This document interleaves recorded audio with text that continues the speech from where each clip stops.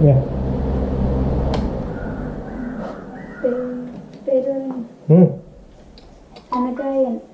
I got a new method to study from Sir DrTPS Shashikumar sir.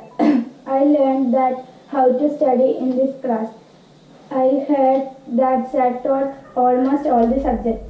I got much experience.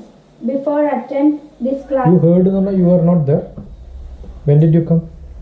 October 4th. October 4th there was no class, no? Yes. October 3rd only. October 4th. What was the class? October 4th. English. Which chapter? The best investment I ever made. That was on October 4th. Yes. Sure? Yes. Okay. Before attend this class, You know why am I asking this? To know how are you answering, whether your pronunciation is correct. Are you having a facial expression? I am only testing your method of answering. Don't think I am questioning you, okay? Yeah, I have to give you practice, right? That's why I am doing it. Before attending this class, I do not know how to learn easily. I attended only the English class. Sir taught the English chapter, the best investment I ever made. Before attend the class, I do not understand that lesson. That class was very interesting. After listen the class, After listening the class. Listening to the class. അല്ലെങ്കിൽ after attending the class.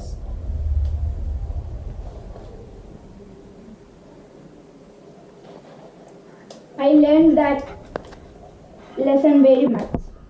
Now I know how to study. Now I know മതി.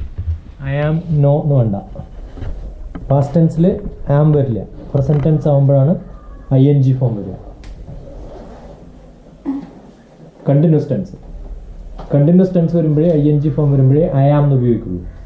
I take, I am taking, I have taken, I have been taking, I took, I was taking, I had taken, I had been taking, I shall take, I shall be taking, I shall have taken. ഓരോന്ന് പറയുമ്പോഴും am is when ing form is there. Okay. Now we study in the method given by DrTPS. Now I know how to improve study. Okay. Your name is Aneka, no? So. Good. Sound low. Allow people who are louder. Wait. I started my journey to come Jnanam from my school, Nadi High Secondary School. So many friends are coming that time. I learned how to study our subject. And I am present only to class. Right? Present. Oh. Only to class. So that time sir was teaching Malayalam and English are the two subjects. That class was very nice. Sir shows videos from YouTube. That time I learned so many meaning of some Malayalam words. Then get a new habit. Got. Past tense അല്ലേ? നിങ്ങളുടെ എന്താ present ടെൻസും past ടെൻസിലും ഇത്ര confusion? New habit. Sir, how to read English? I like the two class. Thank you. Which are the classes you attended? English and Malayalam. Only last 2 days. Okay.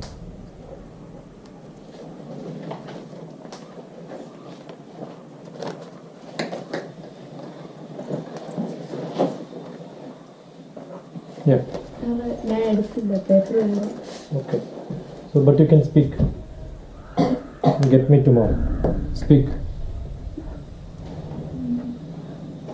I come here at 27th. What's your name? Christo. My name is Christo. Christo. You attended all the classes? All the class only. No, 27th you were not there. You were there? ഇവരൊക്കെ വന്നു കഴിഞ്ഞിട്ട് ഒരു ദിവസം കഴിഞ്ഞിട്ടാണ്. So 27th you were not there. 28th you came. You came? 28th. What was the first day class when you attended? Mathematics. So that was on 28th. Then? I get more knowledge from DrTPS. Which are the chapters you learned?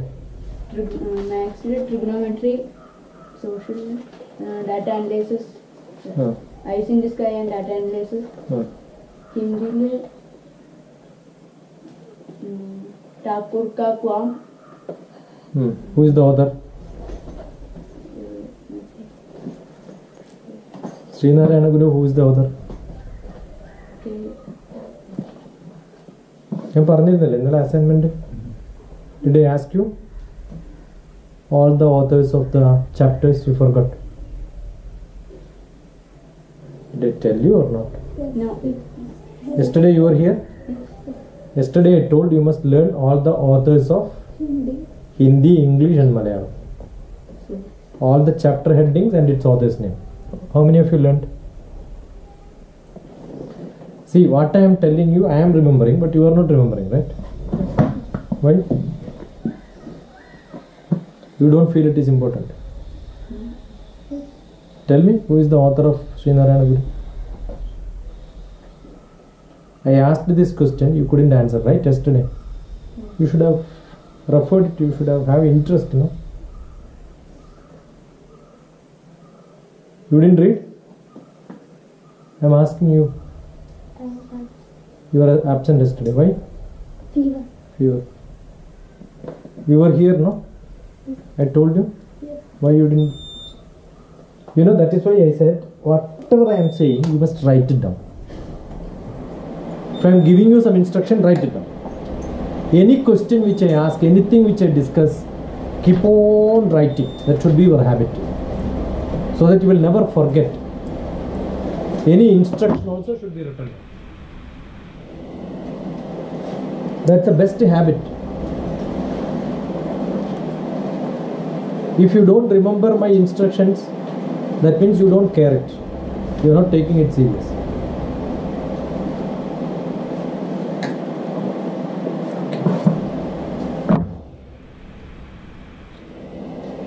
But did I show you that best investment ever we made a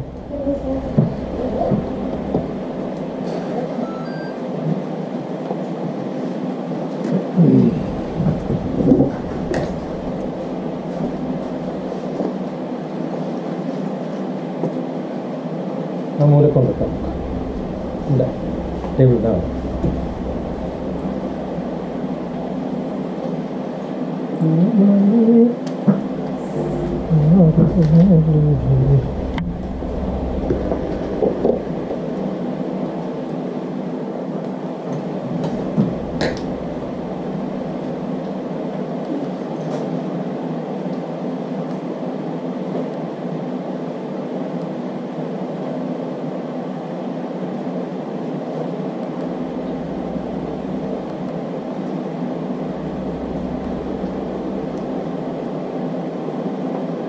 Yeah, next. Who has to read?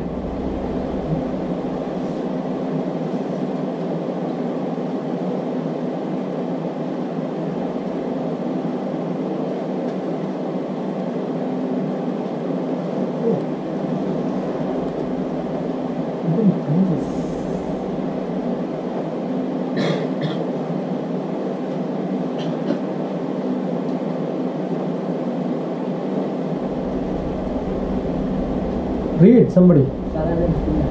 Okay, very good. That's how you should. Okay, tell me the chapters and authors of poetries in Malayalam.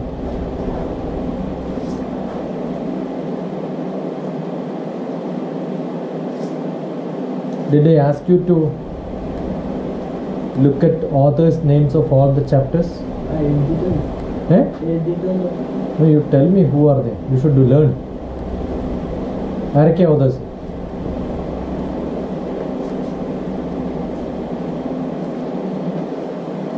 Who are the authors? Okay, good boy. Then UK Kumaran അമ്മത്തൊട്ടിൽ Rafeeq Ahmed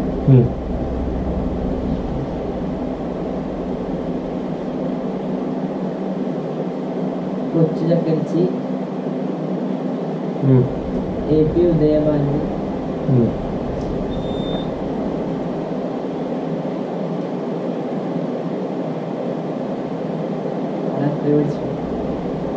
Anybody else? Authors names. കുറച്ച് മാറി ഇരുന്നാൽ authors names. എല്ലാ ചാപ്റ്റേഴ്സും അവരുടെ authors names. Why? Is it that difficult?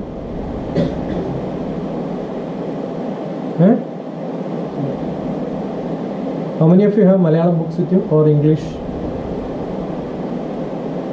or Hindi? No textbook. You must learn and come tomorrow. I'm going to ask you. Don't skip when I give an instruction. I must see that you are serious about it.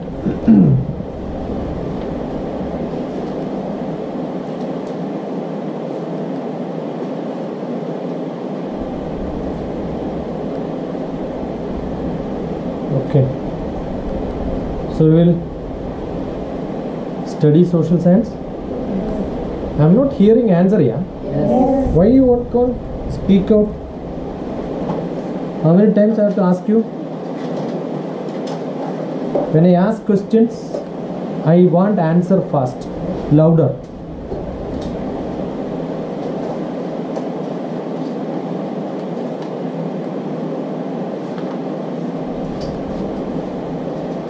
I shouldn't be repeating, okay? Got it?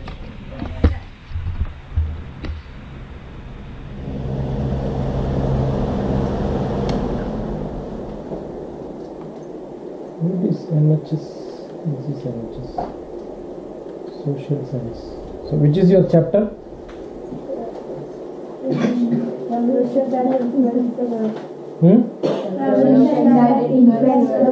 I want louder, everybody. See, I am also hearing your pronunciation.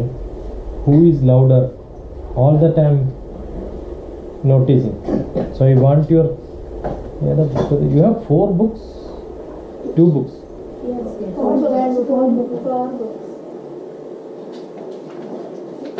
This is part 2.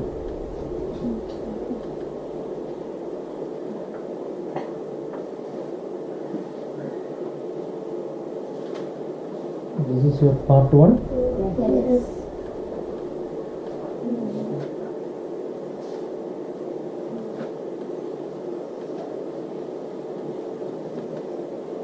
Which are the revolutions which influenced the world? American? American War of Independence. So who was ruling it?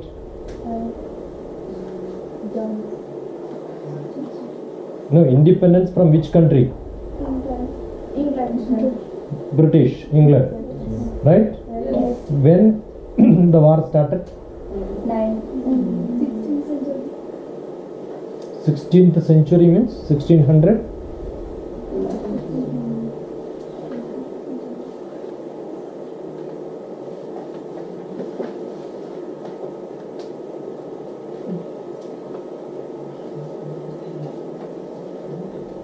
American Revolution.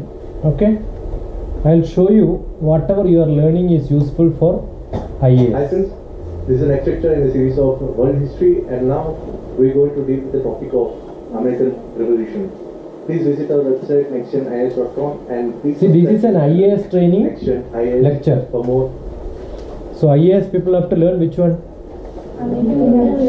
Your 10th class syllabus. So don't tell that I am studying it for, even if you go for a bank job, same questions will come. Okay, any job, any selection, any competitive exam in the world, from India if you are going, you have to learn all the 10th class syllabus. So don't think that you are studying it for writing for exam. It is not for 10th exam. It is for your whole life. You have no escape.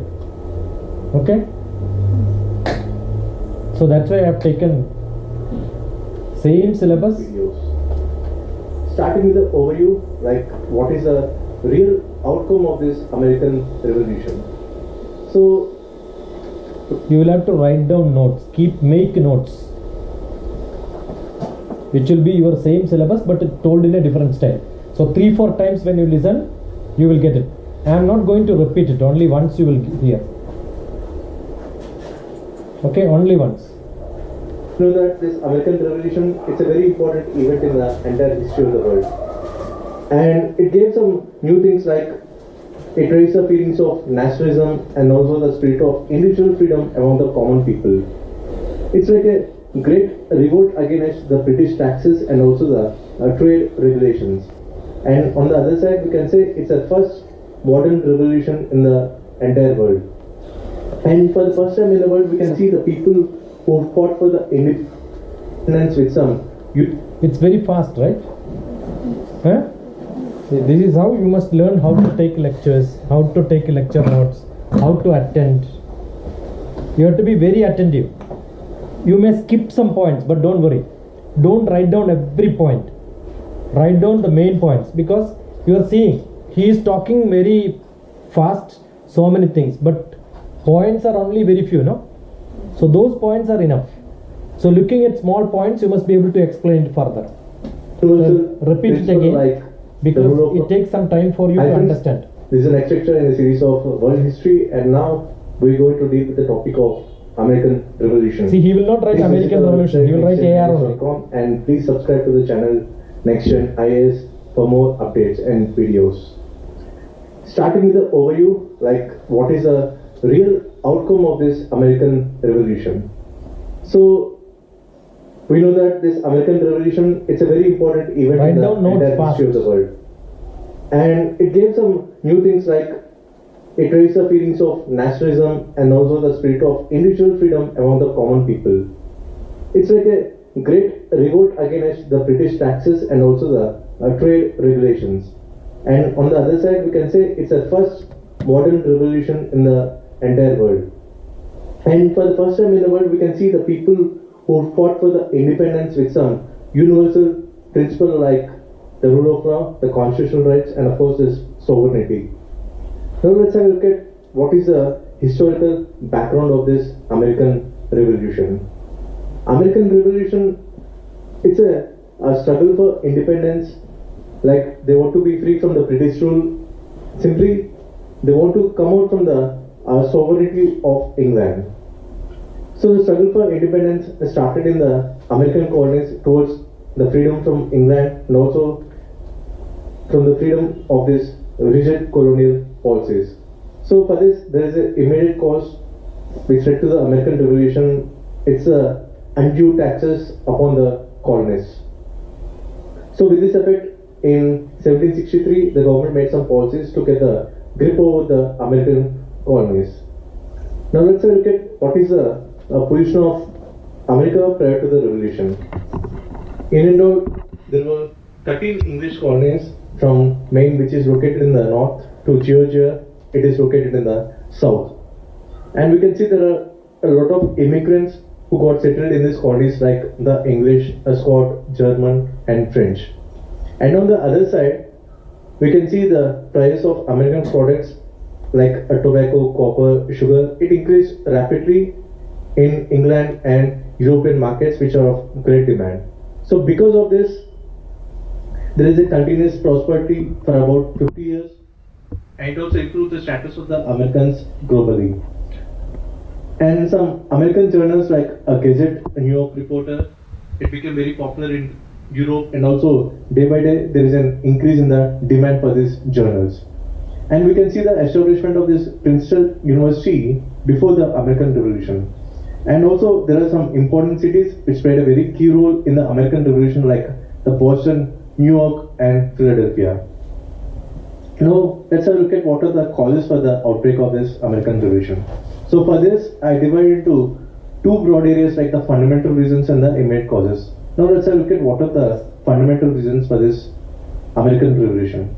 So starting with the attitude of America towards the Britain. The people who got banished from England and migrated to America, they had a natural feeling of discontentment towards the British government. So they started to motivate and imbibe some odd feelings and also the negative ideas to the people of America against the British government. So gradually, the spirit of independence developed in the Americans and they started to oppose all the restrictions imposed on them by the British government. So this is the attitude of America towards Britain. And the second thing, it's a dissatisfactory administrative system. Here we can say that there are a lot of demerits in the administrative system of the colonies.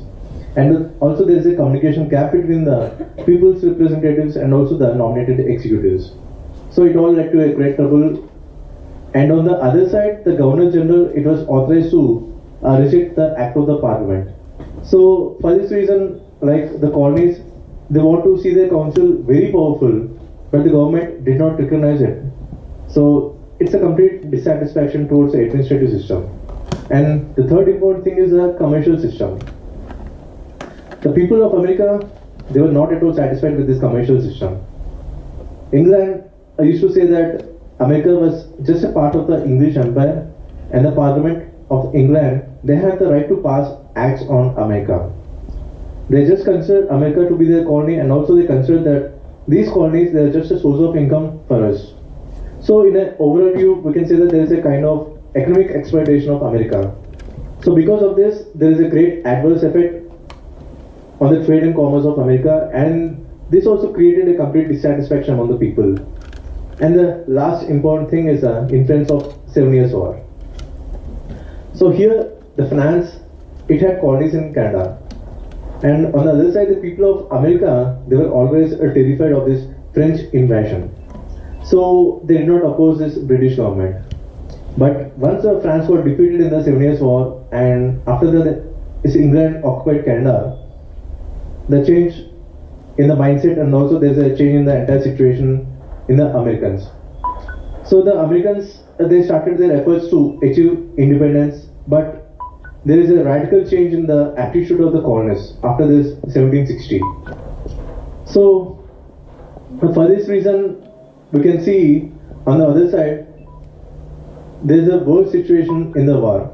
Like the British, they face a lot of economic hardships regarding the war, but the people of America, they had no sympathy to the Britishers. And again, one more important thing is England spent a lot of money to protect the colonies in the North America during this war. Now the situation became very serious and there is a red alert for this national bankruptcy. So after the end of war, like George III, he decided like some part of this cost of war should be paid by the American colonies. So for this important thing, they passed this Sugar Act of 1764. So it was like an import duty on sugar, and there are some drastic changes in the enforcement of the act. In fact, the British ministry itself a view that this Sugar Act should yield at least 1/3 of the entire amount of expenditure. So these are main fundamental reasons. Now let's look at what are the immediate causes. So starting with the stamp duty of 1765, the people of Americans, they are not in a willing position to give the economic support to England. And the main thing with this act was its necessity to fix the government stamp on all the government papers.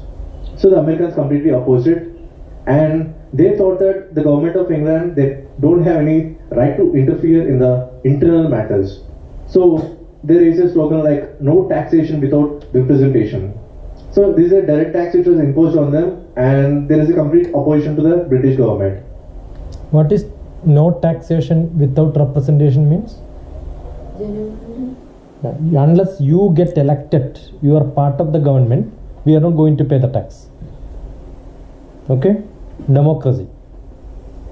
We don't want somebody else to rule. And there are also a different opinion, like they are ready to pay taxes through this own colonial legislation of America, but not by the British Parliament. Only so American, no British Parliament. We will not pay to Britishers. We will only pay to American government.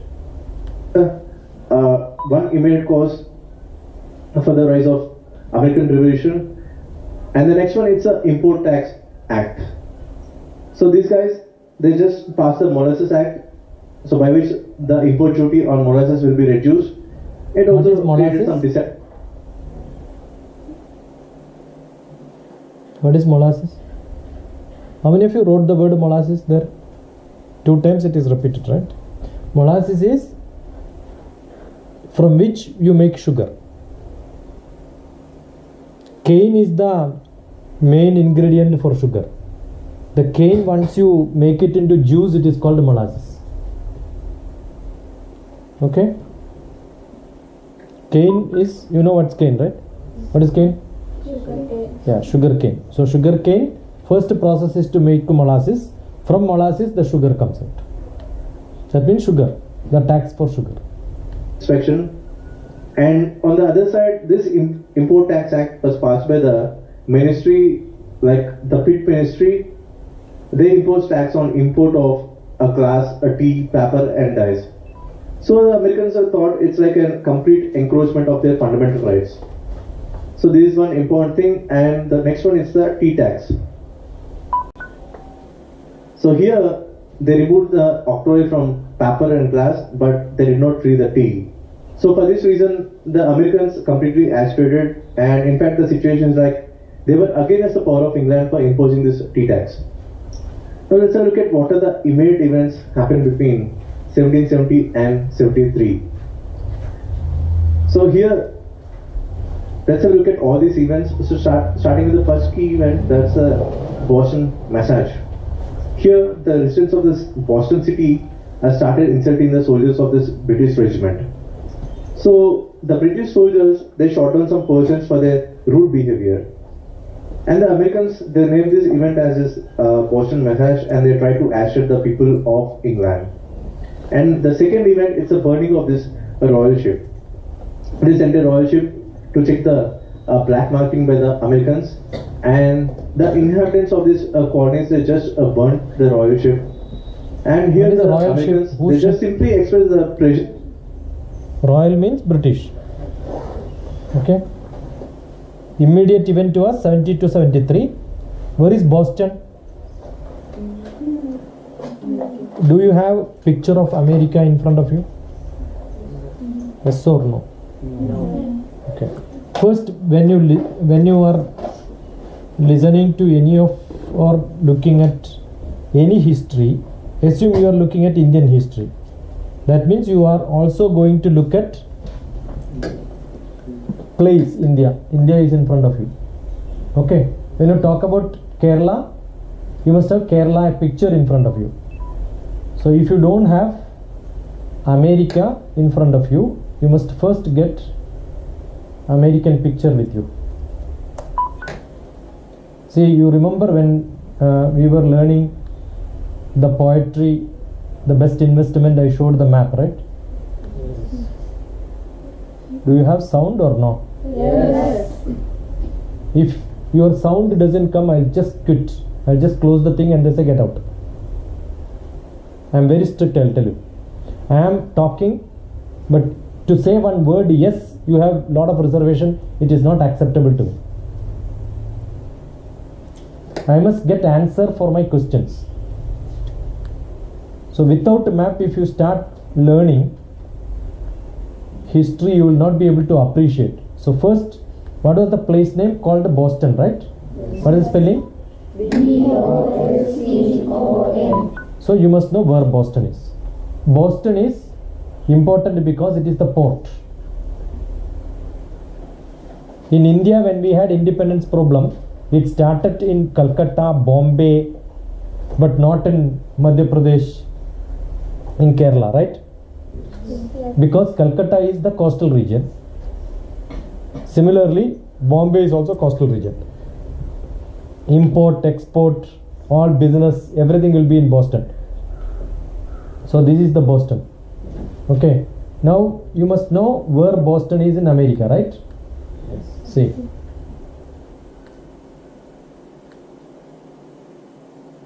This is New York. This is Boston. Yes.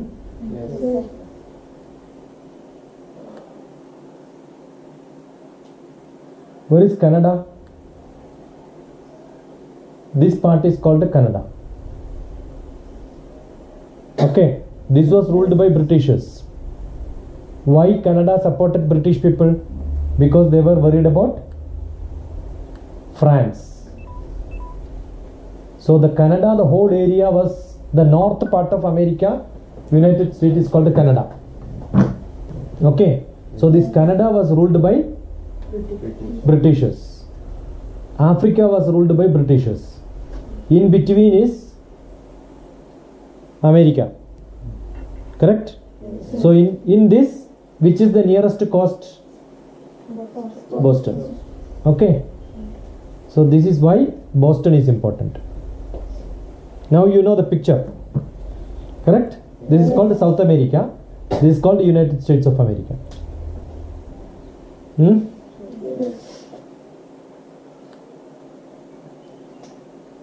What is massacre? Tragedy. Wagon massacre, you can say. Wagon tragedy. Like they had a Boston massacre. On burning down the ship. But the English, they completely resented it. Resented? They And the final opposed event, it happened in They came out. 1773. That's according to this Tea Act, the East India Company was authorized to send the tea directly to America. So the Americans opposed it and they threw away all the chests of the tea in the sea at this Boston port. So with this action, the people of England were greatly annoyed about this situation, and at last the Boston port was closed after this violent act of these Americans. So they took this event as an insult, and the culprits were severely punished at the time. And after this, the Conference of Philadelphia, which was happened in 1774. Conference of? Now where is Philadelphia? Now you must know where is Philadelphia.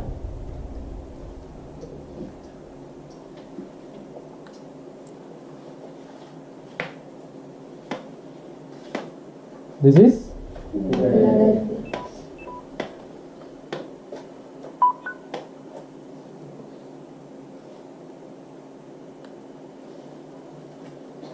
But here, the George III, he did not agree to the talks.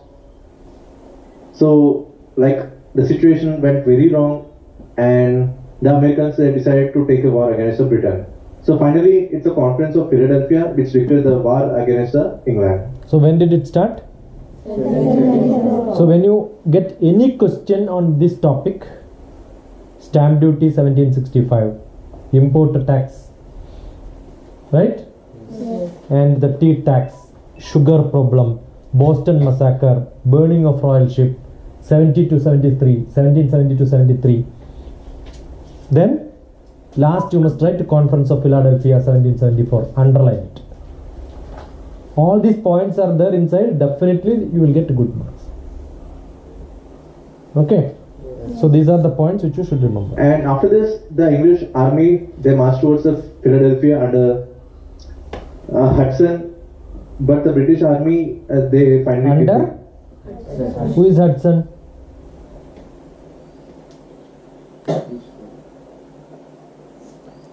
Who is Hudson? You have to learn about him? No? No name came in your book? Okay, then leave it. They were finally defeated here. So the British people, they were in a terrific situation at this victory. And finally, France recognized the independence of USA, and we came to know about this Treaty of Versailles, which ended the entire American War of Independence. So who recognized now? France. France is very powerful. France and Britain were competing. So two powerful people. One is Britain and the another one is France. So Britain was thrown out from America and America became independent. So who has to recognize them? France. So France recognizes, they become happy. Now let's have a look at what are the results of this American Revolution. Here, the American Revolt is entirely, it brought on the colonial system. And on the other side, the thinking of the British politicians is like, they came to know that they should give up the policy of exploitation of the colonies. and this is the only option left with them to maintain their influence on the colonies. So with this revolt, the personal rule of George III, it came to an end, and the failure of George III in America, it completely discouraged him. So the Englishmen got their liberty again, so this is one positive side for them. And one more important result is the new English Empire. You can see a lot of English people who got settled in America and Canada, so there is a new English Empire here. So who is English people? British people. Who is the original people in America? Who are they? When you are learning American Revolution, you are learning one original American people there. They are called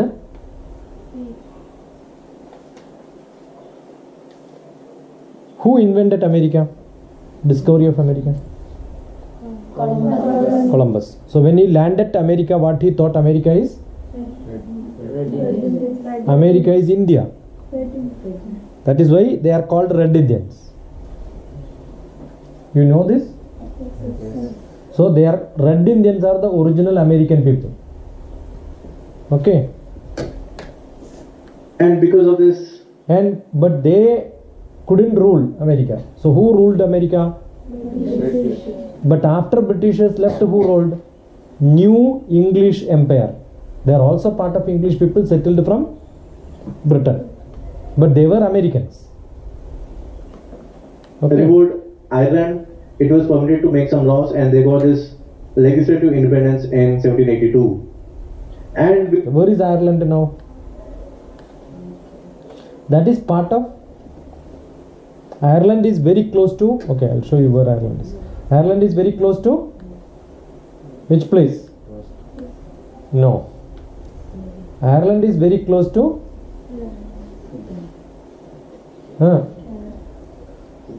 Ireland is very close to Britain. It's a small island. This is United Kingdom. Very close to UK. My son is here only, Dublin. Hari Krishna is here.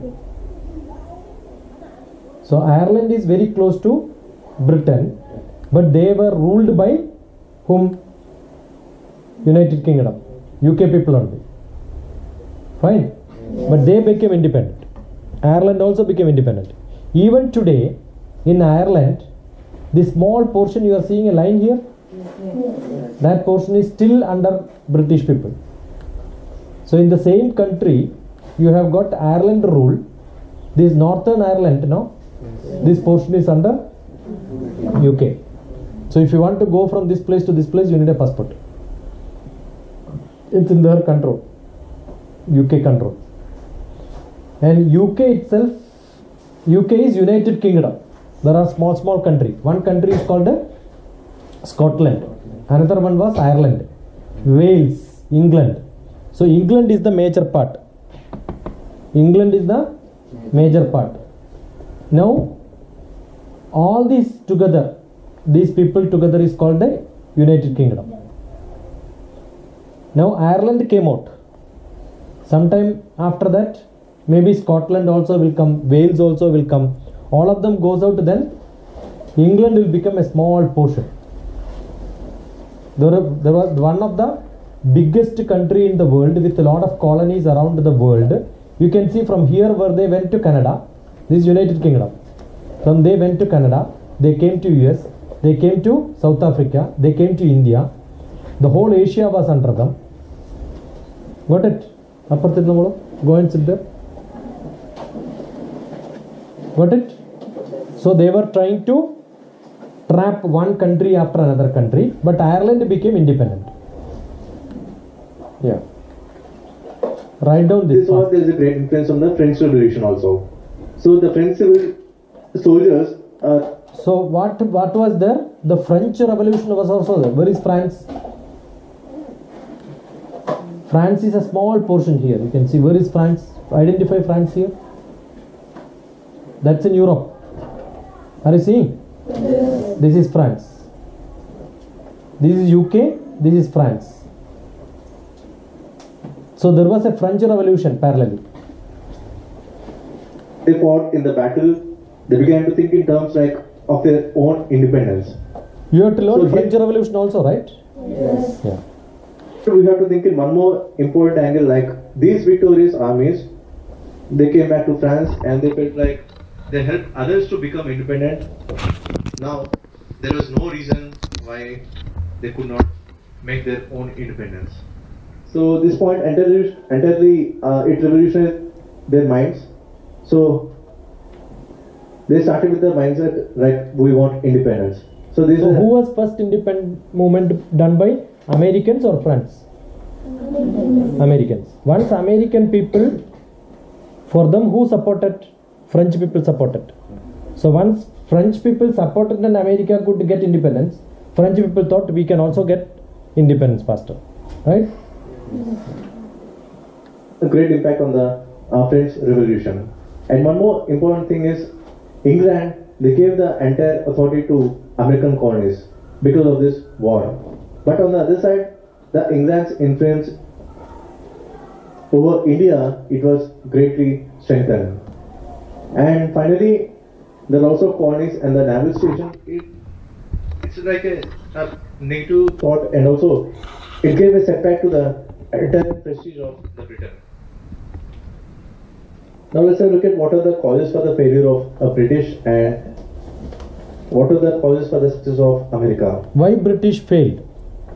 British's failure is America's success.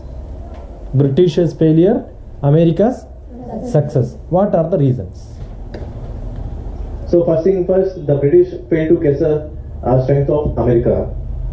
In any war, if one fails and the other one successful, means I am not able to understand your strength. Okay? What the British thought initially is like this war of independence, it's just like And geographical location. That's why I want you to know. America is far from these people, not like France. UK and France is very close by, right? But America is little far. So the proximity, how far is this? That also creates problem. And America is a big land. normal revolt and thought that we can expect an easy victory over Americans. But the things went different and finally they got defeated. And one more important thing is the geographical location.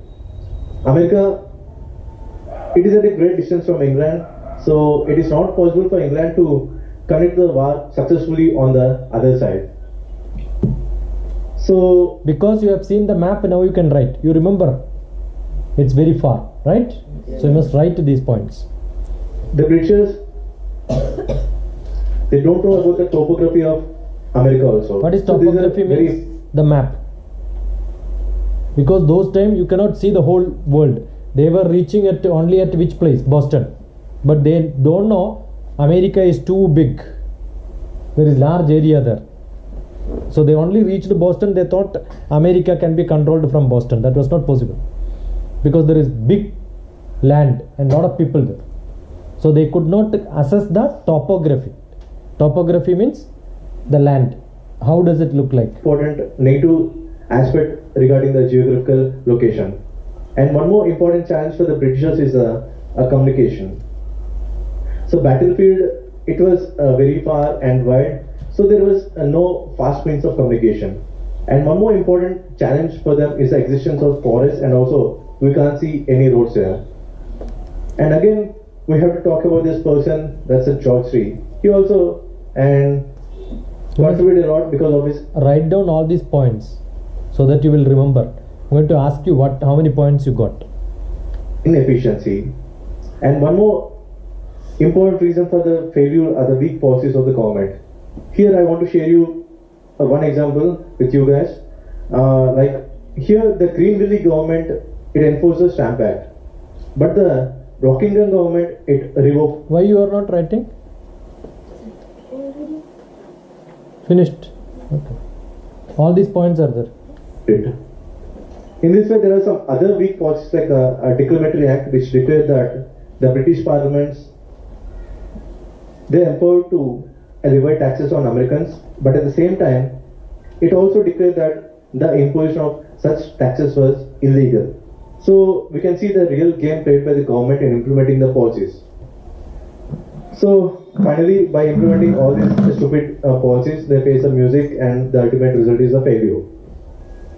And finally, we can see the main role of George Washington, his attitude and efficient leadership in leading the army.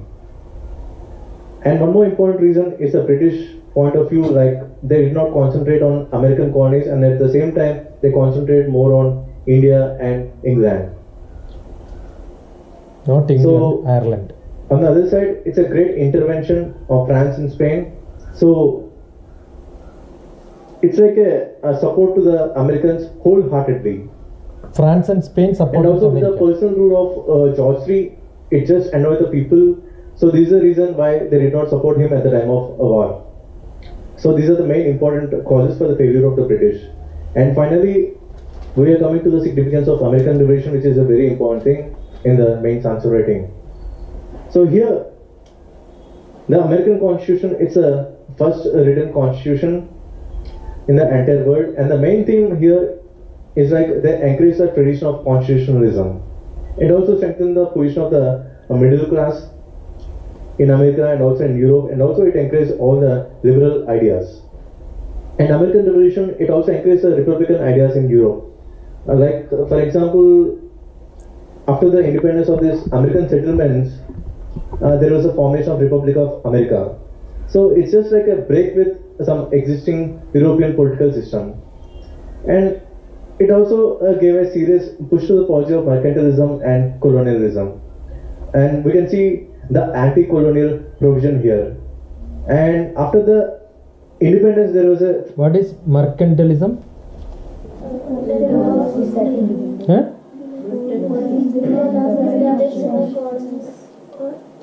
Mercantilism means business. Business which is run from the one place to another place by shifting items like in ships is called mercantilism. That is how they did. First they came from the ship for business and then made a colony. Okay. federal system of government in which there was a compromise between the freedom and unity. And even now, we can see the federal structure in India. So this is the main theme we got borrowed from the American Constitution. Okay.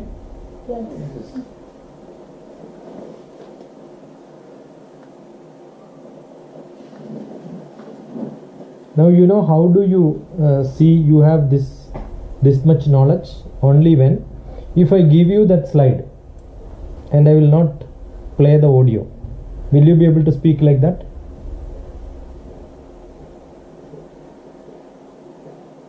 You understood what I'm asking? Do you have an answer? Will you be able to speak like that? No. If you become a scholar, if you become an expert, you can speak, right? Yes. That is what is aim. The aim of learning is to become a scholar, to become an expert who can speak on the subject. Now, who ruled or who governed the whole revolution? Washington, right? Yes or no? Yes. So who was behind American Revolution? Learn about the American president, George Washington. So this is about him. George Washington, the first president of the United States, was born February 22nd, 1732, in Westmoreland County, Virginia. Where did he was take birth? homeschooled until he was 16, when he left home to become a surveyor. Where did he took birth? Virginia. Where is Virginia? See, when somebody says somebody took birth in so and so place, you must know where is that, right? There are two Virginias.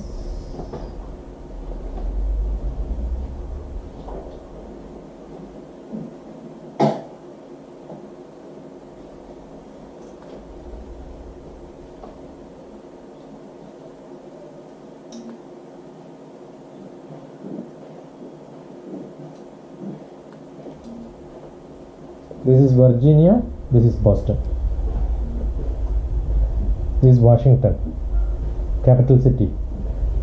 Philadelphia is the place where the conference happened, right? Yes. Yeah. Now next December camp you will see Anusha coming. Anusha is my student. She would have been coming online. Otherwise she will also attend my class from America. Now she will come here, and she is from which place? Pennsylvania. Where? Pennsylvania, yes. That's the other part. Yeah. So December you will see a student from Pennsylvania. So Boston is here, Pennsylvania is here. Where did George Bush took birth? Where is Virginia? This is the place. Okay? That's how the place got the name Washington DC.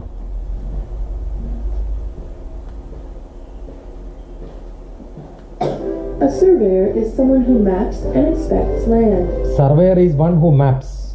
So he was a surveyor to start with. Washington was a talented cartographer. Cartographer is who makes maps. I am a cartographer. I made maps. Okay? So if somebody wanted to say that I am a satellite cartographer, from satellite image I made maps.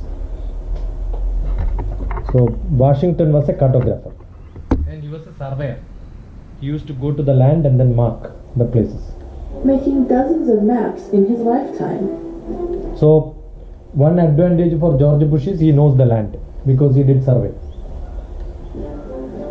When he was 20, his older brother died, and Washington inherited his family's estate at Mount Vernon. So he heritated his brother died, therefore the property became his.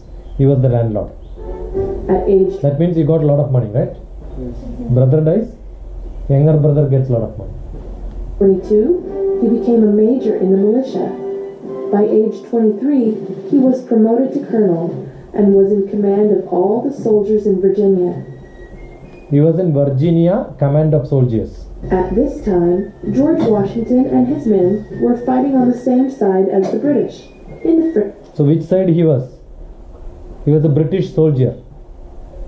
George Washington was a British soldier. Now being a British soldier, he knows what Britishers are planning, right? To fight with them, it's very easy because he knows the trick. French and Indian War. In 1758, Washington left the militia and went home to Mount Vernon. He got married and was elected to Virginia's House of Burgesses. The House of Burgesses was a government body of representatives, similar to modern-day Congress. ഇന്നത്തെ കോൺഗ്രസ് പോലെയാണ്. ഇന്നത്തെ American Congress, not Indian Congress, not the party. Congress is who rules the country, the parliament member. So he became a parliament member. In this time, the relationship between Great Britain and the American colonies began to be strained. Strained means difficult. Strain, difficult. The British had lost a lot of money in the French and Indian War. French and Indian War, Britishers lost a lot of money, and that's the time when George Bush, They wanted to get some of it Washington back. started the job. Unfortunately, they did this by creating new, heavy taxes that the colonists had to pay. And they did it without giving the colonists any say in the matter. Any say in the matter. Revolutionary War That means they have not started in taken their opinion. 1775. George Washington was appointed general and commander-in-chief of the Continental Army. Continental Army, American Army. He became chief. Repeat again. That the colonists had to pay, and they did it without giving the colonists any say in the matter. When the Revolutionary War started in 1775, George Washington was appointed general Which year? 75. That's where the war started. and commander-in-chief of the Continental Army. The British Army had more soldiers and more supplies than Washington, but he didn't give up. One famous battle he fought was the Battle of Trenton. Washington took his troops across the icy Delaware River to surprise Hessian soldiers who were stationed there. The sneak attack allowed him to capture over 1,000 soldiers without much trouble. Another important victory in the Revolutionary War was at Yorktown. Washington and his men Which town? York. York town. Y-O-R-K.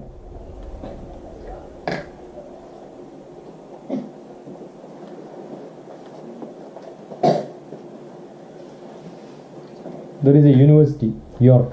That's in Pennsylvania.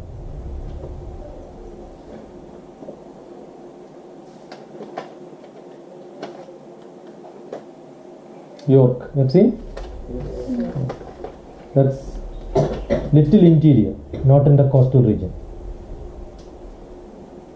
This is Philadelphia. This is York. This is Washington. This is New York. Where is Boston?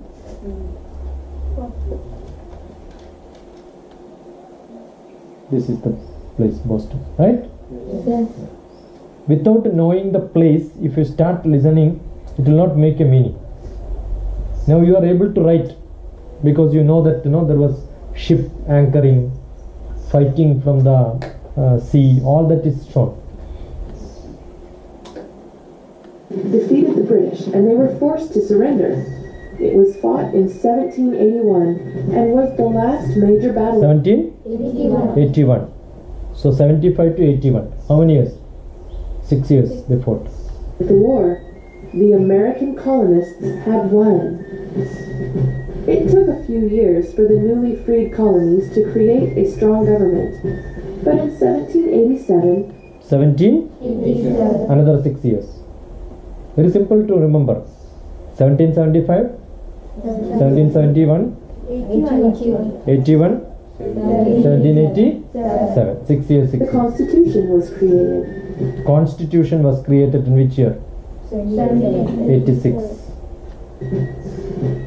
On April 30th, 1789, George Washington was sworn in as the first president when? After 3 years. of the United States of America. He is the only president in history to be unanimously elected, which means that everyone votes Unanimous means no election. for him. When his first 4-year term as president was up, voters elected him again. In fact, he was so popular that he ran unopposed, which means that no one tried to be the president instead of him. George Washington was so well liked that he probably could have been the president until he died. But he didn't want America to have a leader like a king who was in charge for their whole life. To help make sure that presidents after him would step down when their term was over, he set the example and went home to Mount Vernon in 1797. So 1797 he went back. So how many years he ruled? 89 to 97. 8 years, 2 terms. 4 years he was president. Then he left. On December 14th, 1799, George Washington died at the age of 67. He was buried on his estate at Mount Vernon, where his body remains to this day. George Washington left a lasting legacy. He is often called the father of our country because he played such an important part in the founding of the United States. His picture is on dollar bills and quarters. A monument to him stands in Washington, D.C., the capital city that was named for him. Named for him. That means under his name. That's why it is called Washington, D.C., right? Yes. Where is that? District of Columbia. That's why D.C. Washington is his name. D.C. is District of Columbia. So that's in the district called Columbia. And we celebrate his birthday every February. More than 200 years after his death, he is still remembered as was written of him. First in war, first in peace, and first in the hearts of his countrymen.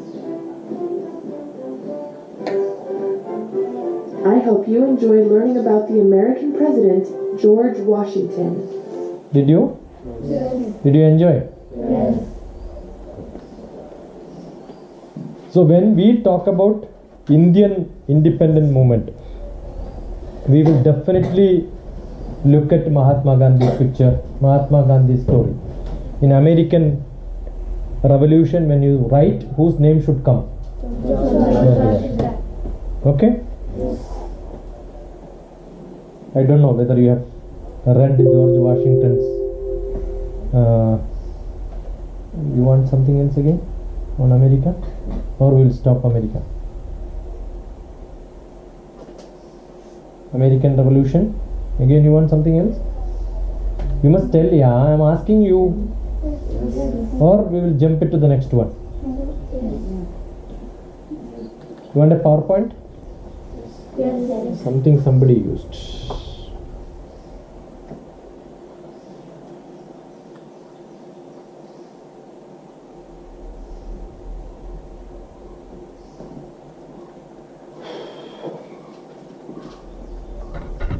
American Revolution is called the French and Indian War. Did you hear that? Huh? Yeah. It is called French and Indian War because who participated in that?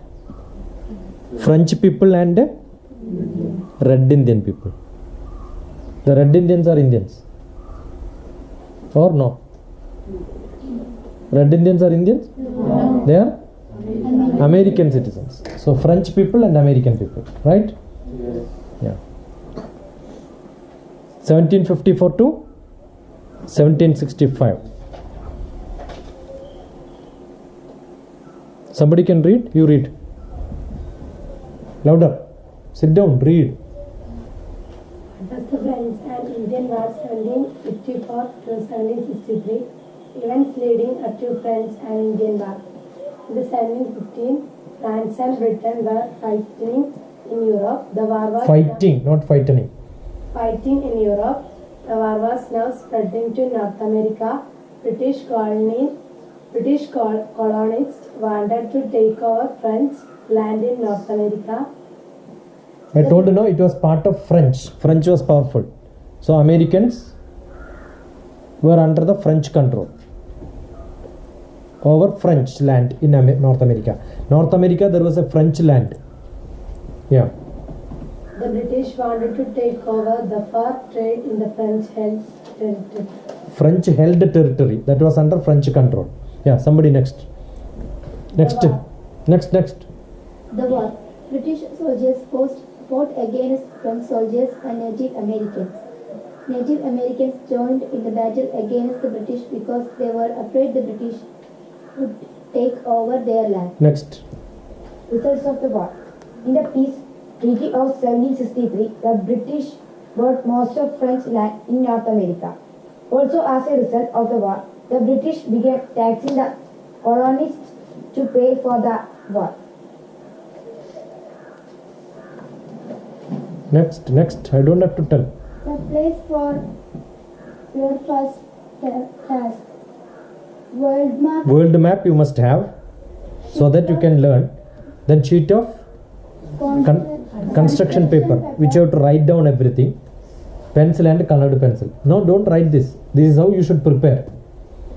You must have a map in front of you. You must have a paper and pencil to write. Yeah. Next, read. Task.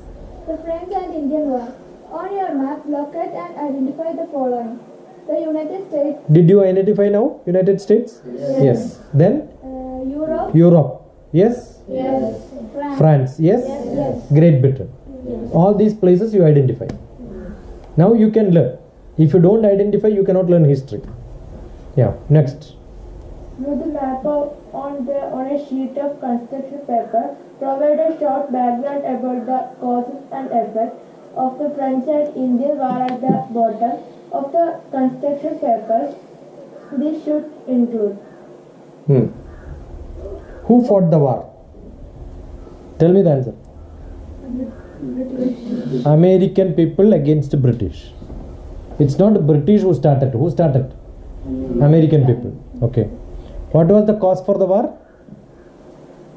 Independence. Right? When did the war take place?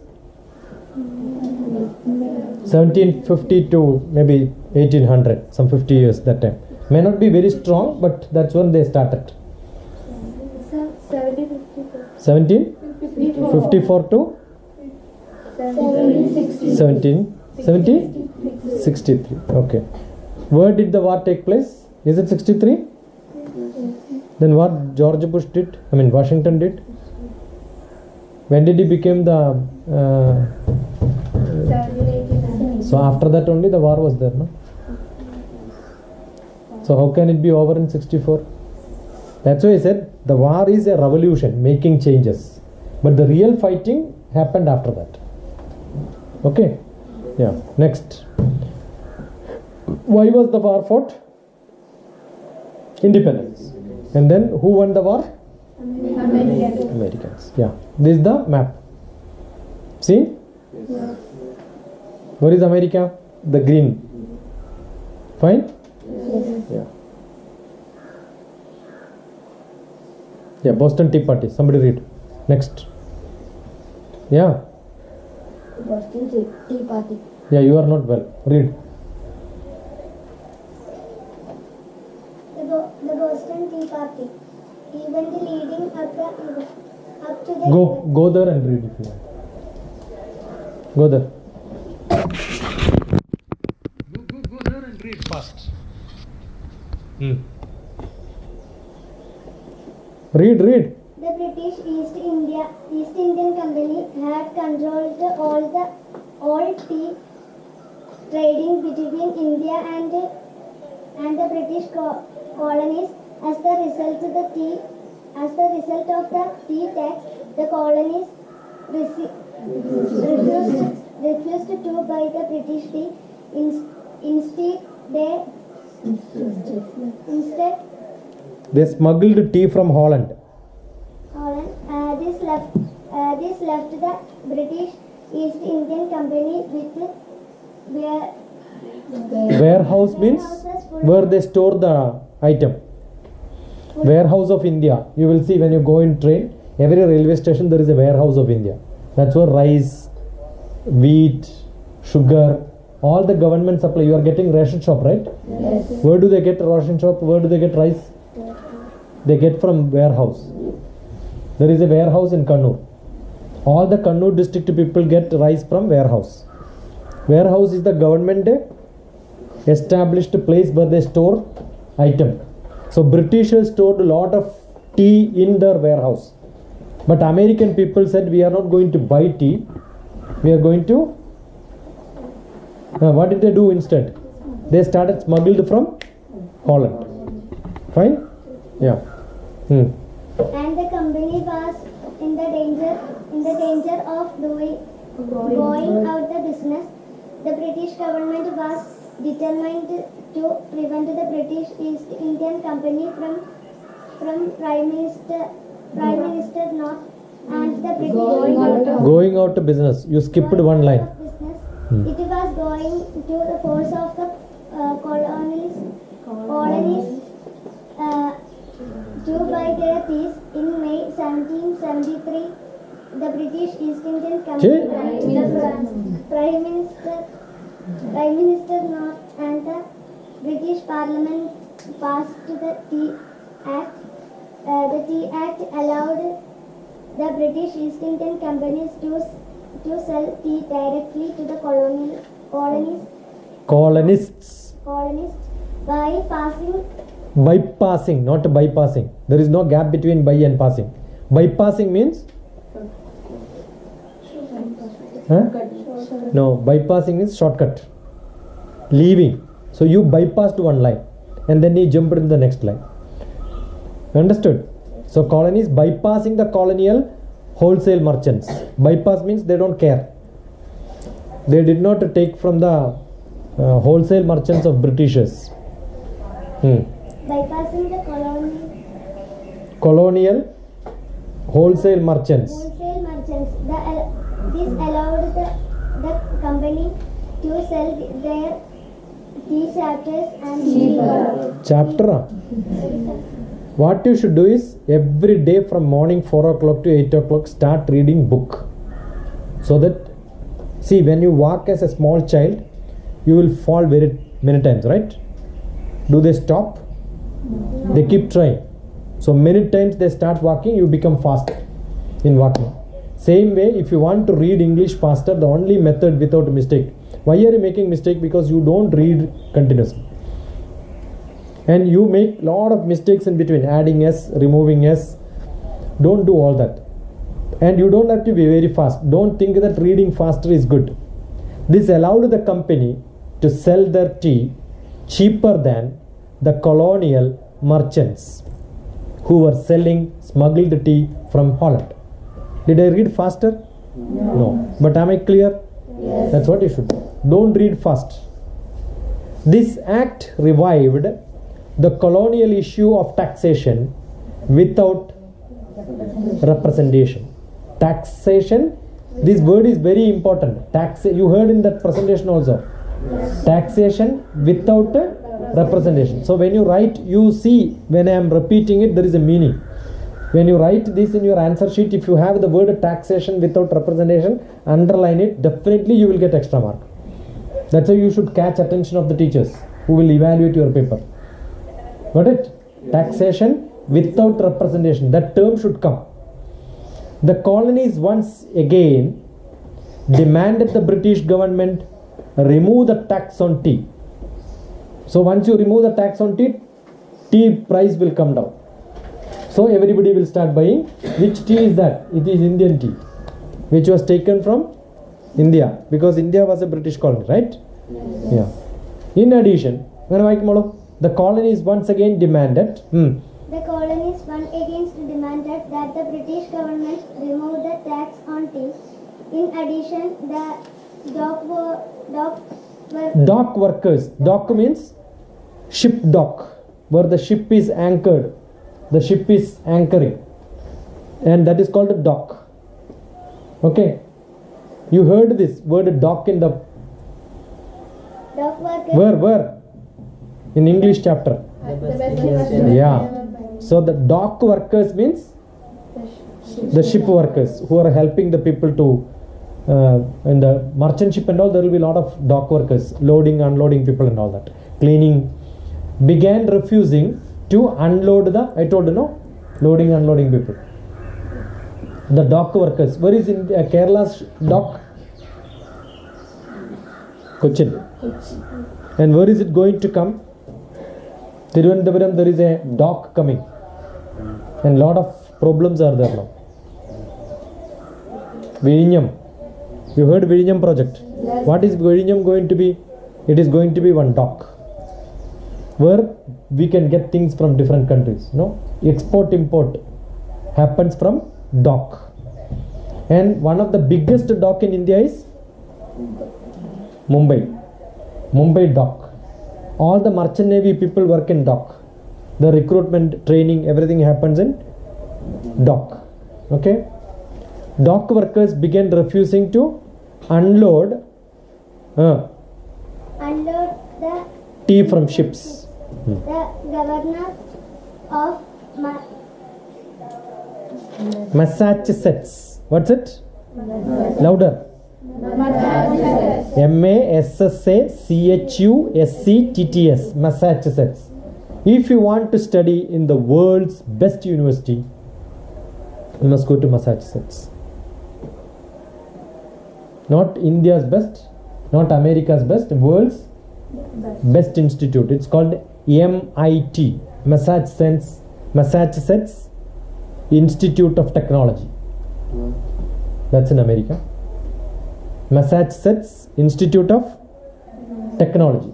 Now if you want to go to Kannur University and get a master's in, you know how much fees? 20,000 rupees. For 2 years, how much you have to pay? 20,000 or 40,000 maximum. That's it. Massachusetts Institute of Technology, you want to know what's the fees? 2 crores. And Anusha is studying in Massachusetts Institute of Technology. And she attended how many camps here, you know? 20 camps. And she is going to come in December again. May she was here. How much money you have to pay? 2 crores. But she is paying 0, no money, because she is my student. They have an entrance exam in which she got the best. And she was the topper for the entrance, so she got free scholarship. No money is to be paid. So you can go to the governor of Massachusetts demanded that the tea to be Unloaded. He also demanded that the people pay the taxes and duty on tea. Okay രക്ഷപ്പെട്ടോളൂ. അടുത്തതും കൂടി വായിക്കേ.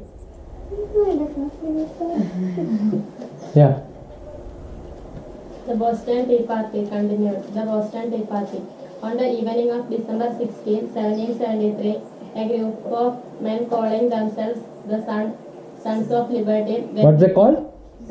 Sons of Liberty. Which year? That is how they started their independent movement. First. Went to the Boston Harbor. The men were dressed as Mohawk Indians.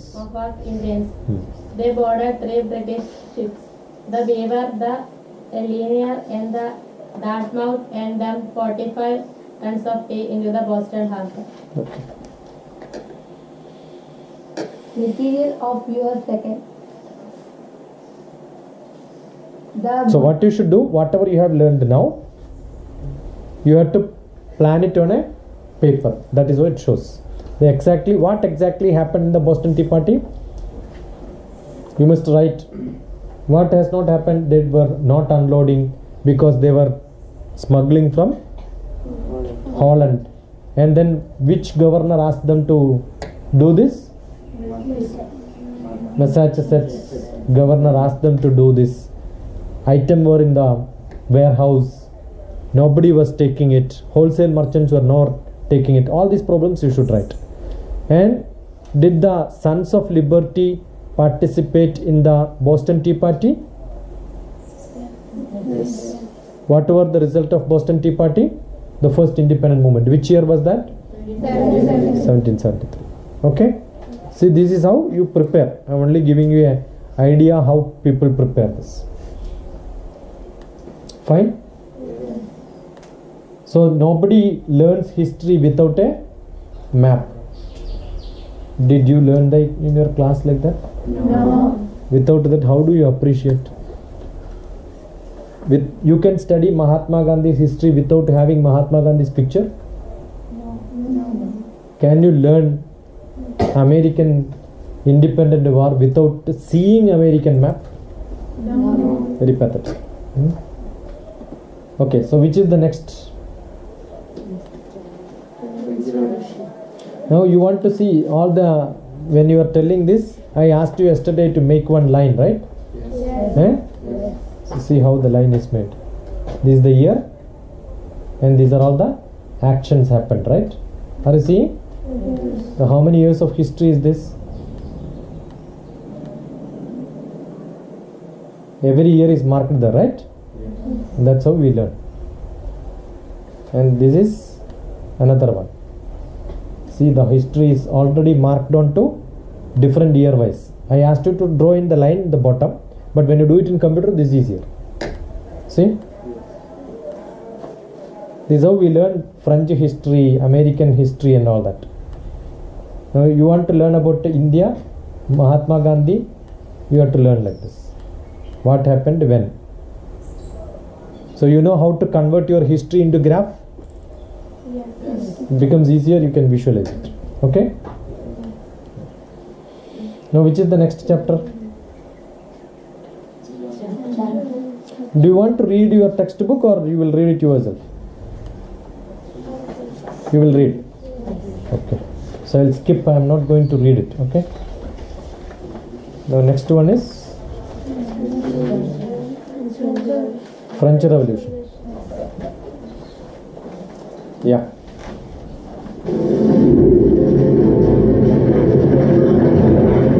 At the height of the 18th century, the most glorious kingdom in Europe would face a mighty foe. Power of its own. You must write down 18th century means you must have written 18th century. Then only it becomes important. Otherwise you will become only a cinema watching sort of a style. No. You have to learn every point what is told is to be written down. I will play it 2 times if you want. But this is going to be important. One man would rise to inspire the nation, to cast aside a reluctant king and a hated queen. And a new republic would be born in blood. The blood of the French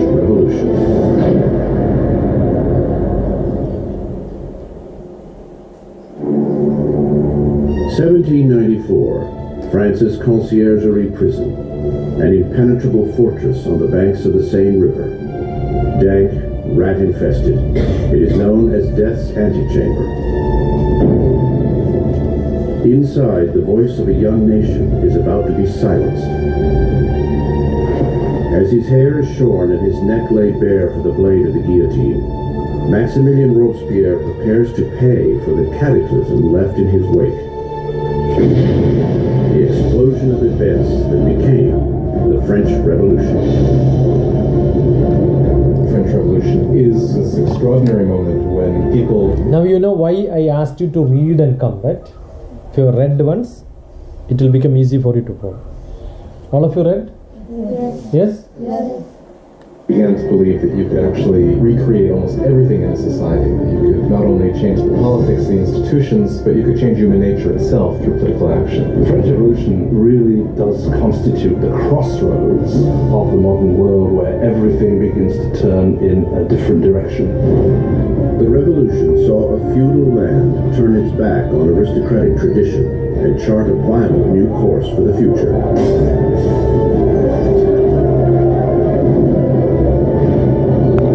Shape the very foundation of Europe, and its impact will be felt across the seas. The French Revolution is the most important event in Western history. There are developments that can rival, like the Industrial Revolution, like capitalism, but if you mean an event, I can't think of anything more important. It was the revolution that upset things the most. I mean, again, when you consider that it got rid of the Catholic Church, it got rid of Christianity, it got rid of the nobility, it got rid of the king, it got rid of all these things. The French Revolution would bring bread to the poor, democracy to France, and would establish a whole new order of society. But progress would come at a price. It was really a moment of extraordinary hope, extraordinary ambition, and then it turned into this most horrific tragedy. Now, broken and defeated, Robespierre, not 2 days before, stood atop his world, presiding over the greatest and bloodiest revolution Europe had ever known. So true to its ideals, he was called the Incorruptible. So powerful, his slightest utterance would cloak an entire city in fear. A master orator, Robespierre's words were his weapon. Now, silenced by a bullet to the jaw, he awaits the same swift and brutal end he has brought down upon so many others. The revolution is about to eat its own.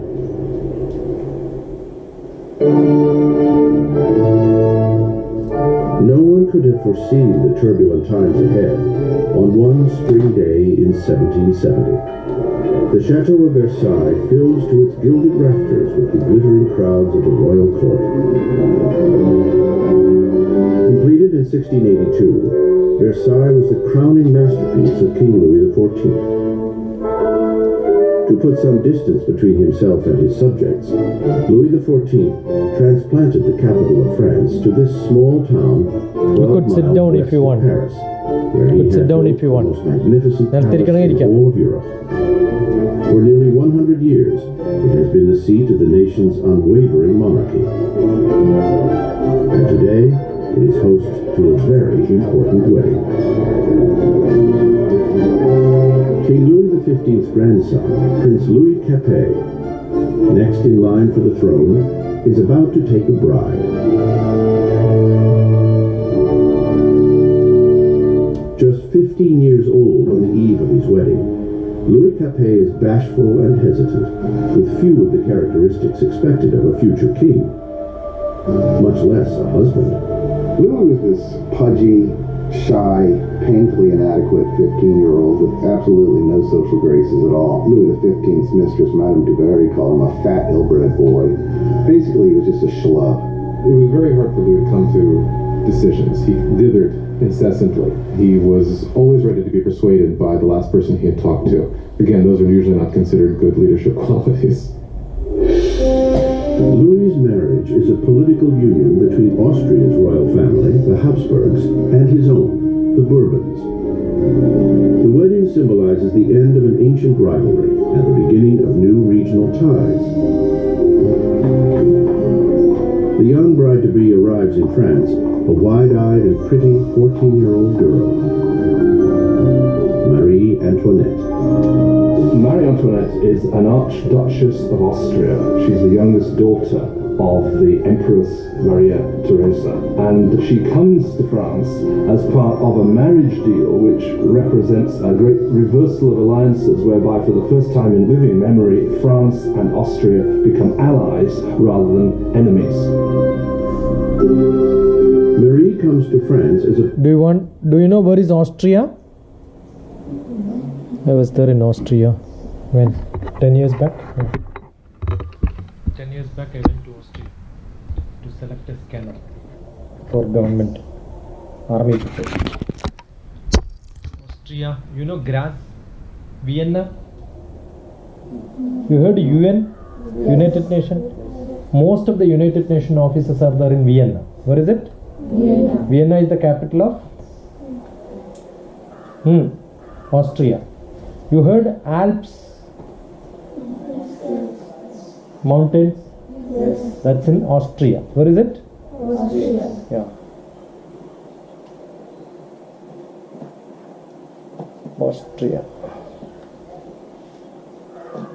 That's in Europe. This is Austria. This is France. So Austria and France are close friends. Like Udaipur Raja's daughter will marry Bengal king. Like that, the marriage used to happen between Austria and France. So the tie-up between the France and the Austria, they are all colonies. Like where is UK? UK is on top of this. These are all Europe. The whole part is Europe. This is United Kingdom. This is Ireland. This is UK. The whole Europe. So this is going to be the history of France is very important because that's a major land in Europe. That's why French Revolution becomes very important.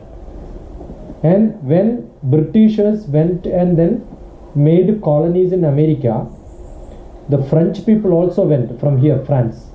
They also went and then created some location there as their land. Okay. But then Britishers wanted that land also as part of Britishers. That is why French people started fighting against Britishers in America. Got it? This is America. This is France. Austria is here. Long back I went to there in Austria. In Austria you have Vienna, capital. And you have a small city called Graz. What's the place called? Graz. That's a river called Graz River. This is the river. Because of the river only the place name is called Graz. And people drink water straight from the river. No pollution. The good water. You can straight drink from water from the river. So clean. It's like, and you can see Vienna is on north. We have to fly to Vienna and then to you have seen Alps. Alps will be on the top here. This is the mountainous Alps. This is Vienna. Okay?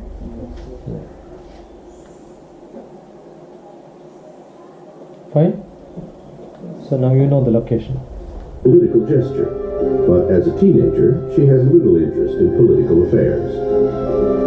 Well, when Marie Antoinette came to Versailles, she was very young. She didn't know a great deal about the country she was coming to. She didn't know about the customs. She didn't know about the court. She was certainly a headstrong girl, a very lively girl, but she was still a girl. When Marie Antoinette comes to Versailles, she is just a teenager. She is blonde with blue eyes. She is pretty, and she likes being attractive to people. And she comes with the intention of winning over her husband and her new family. You know why do they marry from one country to another country? So that they become friends. Do you know that it happened in Kannur? Tipu Sultan came and he wanted to fight a war with Arakal Bibi. Immediately Arakal Bibi married her daughter to Tipu Sultan's son. So no fighting. They became friends. Okay, so that's how they become friends. Inside, the grandeur of the ceremony lights up the palace as the newlyweds make their way to the royal bedroom. Now, once the French king, queen, or the princess becomes family to Austria, those two countries become together, right? So they get more powerful and they can fight against Britishers. In an age-old ceremony to encourage the conception of an heir, the king's courtiers are present as the awkward young couple is revealed in the marriage bed for the first time. The crowd is delighted and expectations are high. But once the curtains are drawn, it's clear that an heir will not be so easily produced. Louis was not only not interested in ruling, Louis wasn't particularly interested in loving either, and he paid her no attention on the first nights or even further into their marriage. Many years will pass before the marriage is finally consummated. The lack of an heir will soon spark gossip all across the kingdom that will continue to plague the couple for years to come. The grand wedding. Now, there's a whole bunch of other information about each revolution that we talk about. We're just basically talking about the very basics, who did what, that sort of thing. So, before we get started, we just got done with the American Revolution and the French Revolution. You have to understand. See, everywhere same syllabus. Those two First American Revolution, then French Revolution. You heard what they said? Are you able to follow? Yes. What did they say? We just finished our lessons on American Revolution. Are not able to hear this? Repeat it. I'll repeat it again. Listen. Talking about the very basics, who did what, that sort of thing. So, before we get started, we just got done with. We have just got done with the American Revolution and the American Revolution, French Revolution. French Revolution. Now we have come to Latin. You have to understand that those two revolutions, because they were successful, were also inspiring to the people of Latin America, as well as the Enlightenment philosophers that we talked about before. Okay, so in Latin America, there are different groups of people, just like there were in France with the three estates. Now, we talked about how much it stinks to be the lowest class. So here's the thing, if you're not this top little group right here, you're not happy. So we've got the Peninsulares at the very top. These are people that came to Latin America from Peninsula. The people from Peninsula, and then different class of people. That's what this Spain and Portugal. They were born over in Europe, and they have all the power. They think they're better than everybody else. Peninsulares. Think of it like Spain and Portugal, but on a peninsula. That's why they're called Peninsulares. Our next group are the Creoles. These are descendants of the Peninsulares. So their heritage is Spanish and Portuguese, but they were born in Latin America. They're not happy with the Peninsulares because these guys come in like from Europe thinking they have all this power, and the Creoles are like, well, what are we? Chopped liver? Our next group of people are mestizos. Okay, where is Latin America first of all? Map. Where is Latin America? Do you have an idea about Latin American area?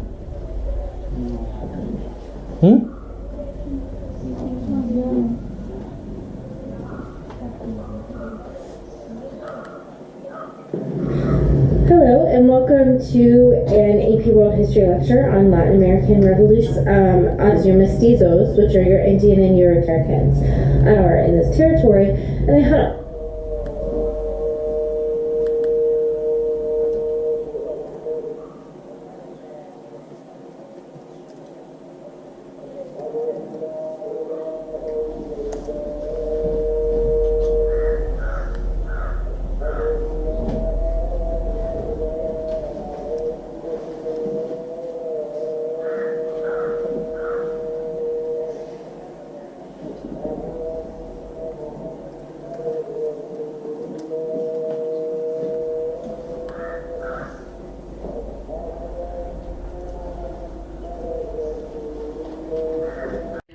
know. Told you, no, that's the South America. Haiti is controlled by the French, but the French are a little bit preoccupied in Napoleon and the reign of terror and crazy things that have been going on in France.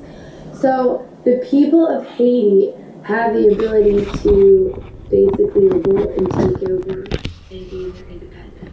They are led by this guy over here. His name is Toussaint L'Ouverture. Sounds very French, but he is the leader of the slaves that are working on these sugar and coffee plantations. Most of the population in Haiti at the time Sugar and coffee plantations.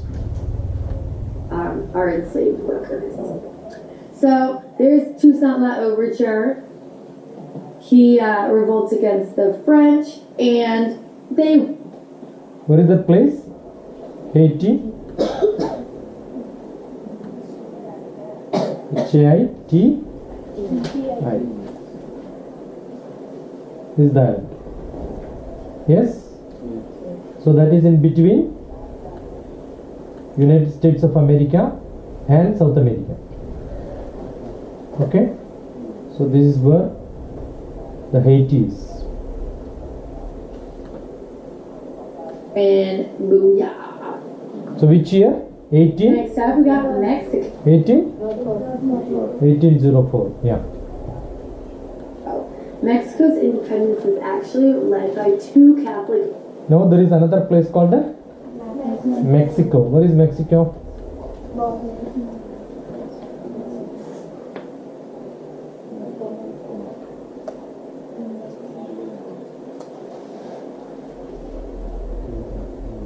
That's the southernmost portion in the USA.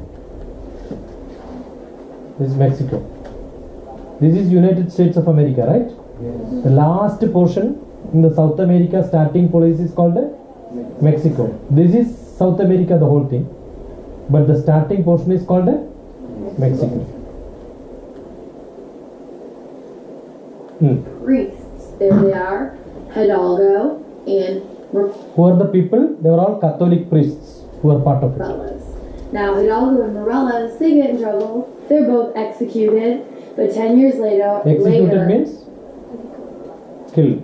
Got killed. Mexico is able to gain its independence and it becomes a republic.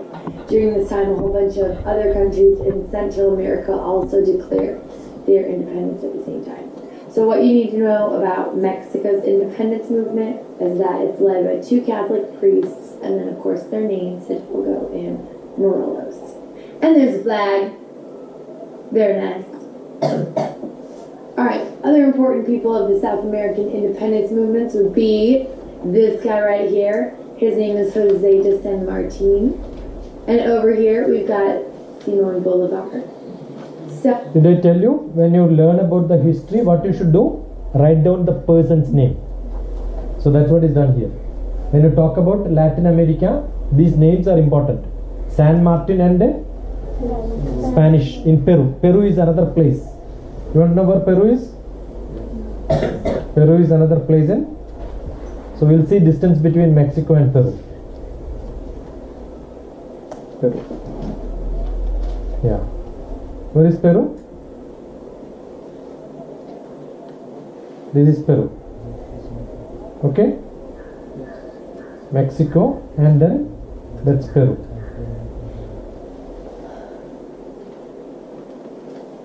Mexico to shift to this.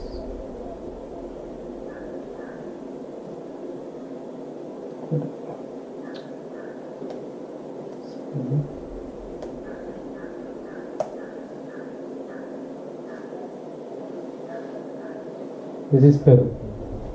Fine? This is Mexico on top, and this is Peru. South America, that's one of the place. Just beside Colombia. This is Colombia. Cross Colombia, you reach into Peru. Peru is the western coast.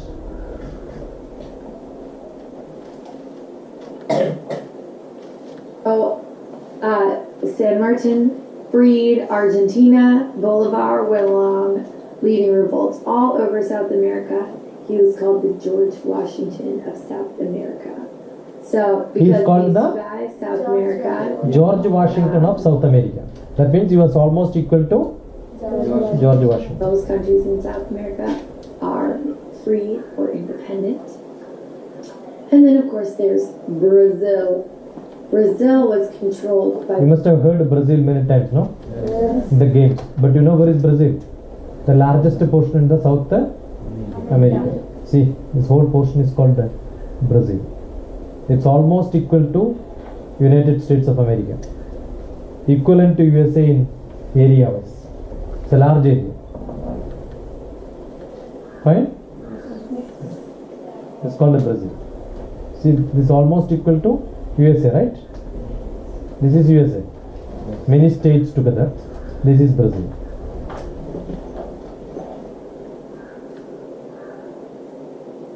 Portuguese. That's why they speak Portuguese and not Spanish. And when Brazil was all like, I want to be independent, the Portuguese were like, okay, cool, peace out, and they left. So who was ruling? So Brazil wanted to. Who was ruling Brazil? Not Spain, not French, not British, but Portuguese. There are a lot of small places. Portuguese also from Europe. You want to know where Portuguese are? Do you want to know where Portuguese is? Why are you not answering, beta? I don't understand why you cannot open your mouth. Portugal. Portuguese people are from Portugal.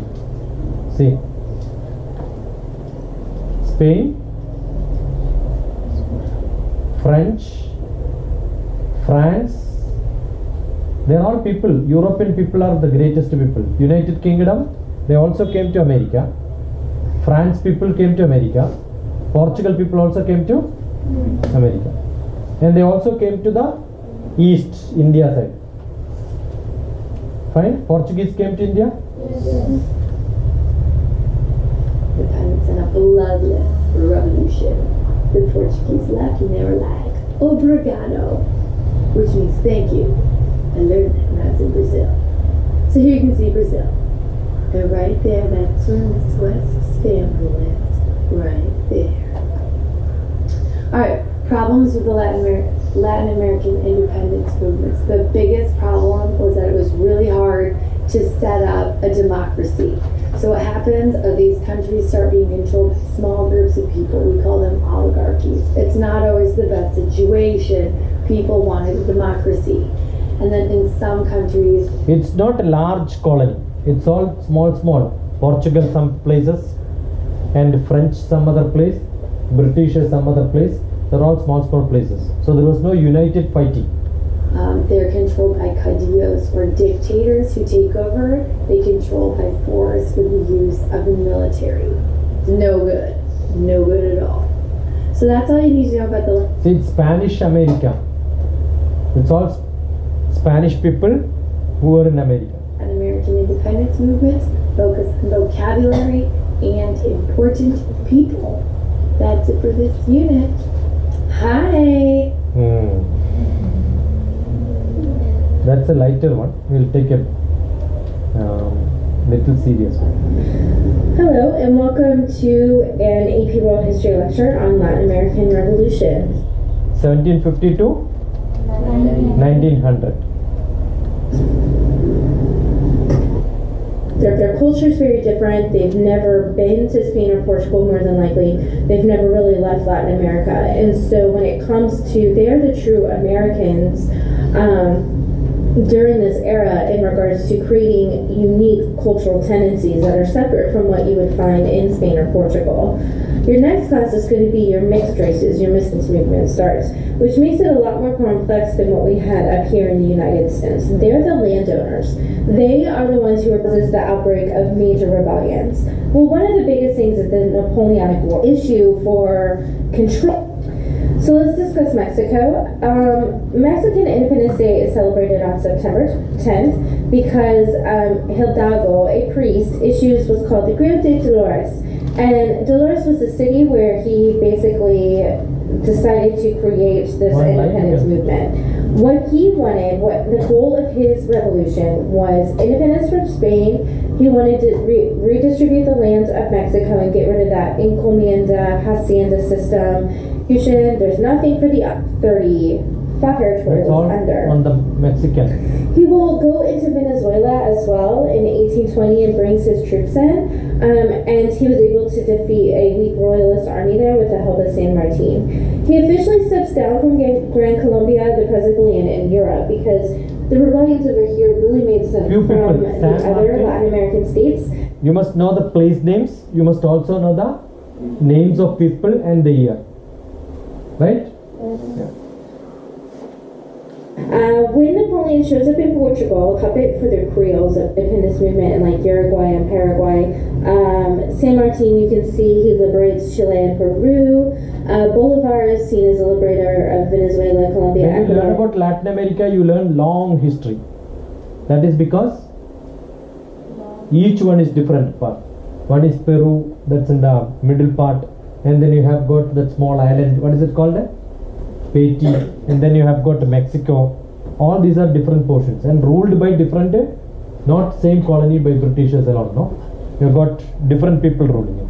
That's why it has become a bigger history. Peru, and of course Bolivia, So Latin the United American States. history is a longer one with a longer names and different place names. So you must list down the people name, list down the place names, list down the years. Fine? And then line, make a line. These are all the places in this year, in this place, against whom. So you get a nice diagram in front of you. That's what you should do. Because if you don't do it now, your exam time and all that, very difficult to remember all these points. Okay, next one. Russian Revolution. I think I have only one point. Russian Revolution also you have. The names are important. Who are the people?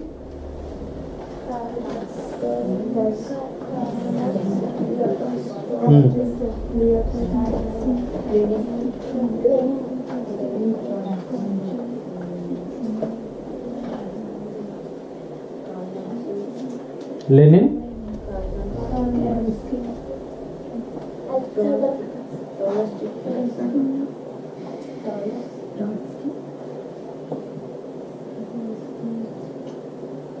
Somebody read from there. If Tsar was overthrown, industrial workers could govern Russia. Russia and WWF. Kaiser Nicholas II hoped war would unite Russia and stop talk of revolution. Partisan increased rapidly.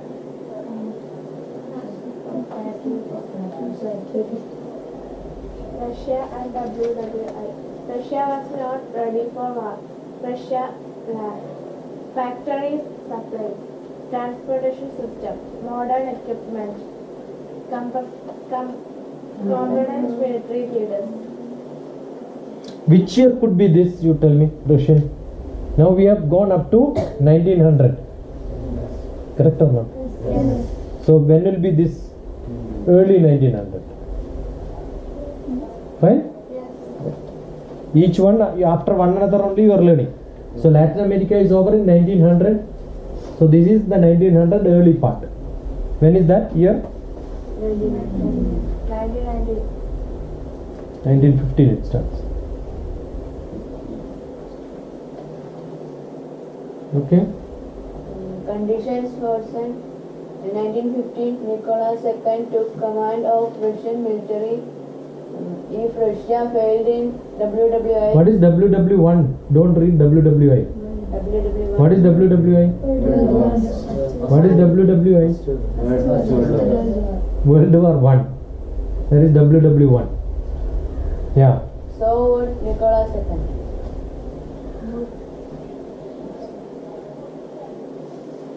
Condition worsen. Food and other goods. Louder. Food and other goods grew scarce.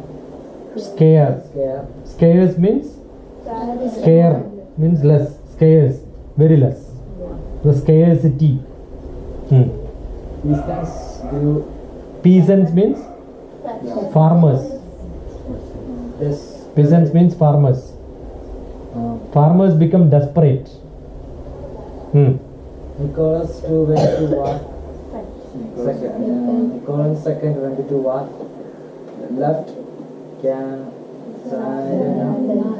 Alexandra means charge, unpopular. Alexandra took advice from Grigory. Rasputin.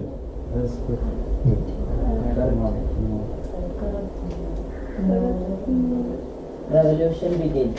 March 8, 1917, Petrograd, Russia. Unhappy citizen march.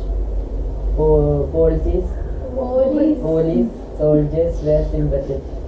The Duma, Russia's legislature, defeat Nicholas II. March 15, 1917, Nicholas II forced to abdicate. Duma established temporary government. Duma established temporary government. Alexander Kerensky was the leader. Many Russians didn't like this government. Bolsheviks want this basic change. Lenin was still leader. Bolshevik Revolution. Mid 1917, Kerensky's government still fighting central power in WW1. First, Russian army was weak and collapsed. November 1917, Bolshevik Red Guard attacked Kerensky's government. Exactly how many years back? 100 years back. November 2017 we are here. Right? Yes. Bolshevik Revolution. Kerensky government didn't put up much of a fight. Lenin established a radical communist program. Private ownership illegal. Land redistributed to peasants. Peasants means farmers. Land was given. That's where the social movement of the Lenin started 100 years back. After the revolution, Lenin wanted to end involvement in war. Leon Trotsky was sent to negotiate with central powers. Russia lost much land to central powers because of lack of strong military.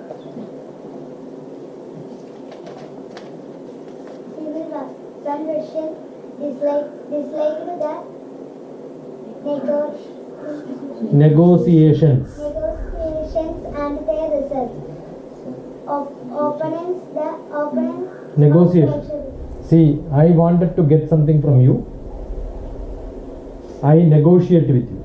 I will bargain. How much this costs? Suppose if I say I have 5,000 rupees, you are saying 3,000 rupees. We bargain. In bargain, what do we do is negotiate.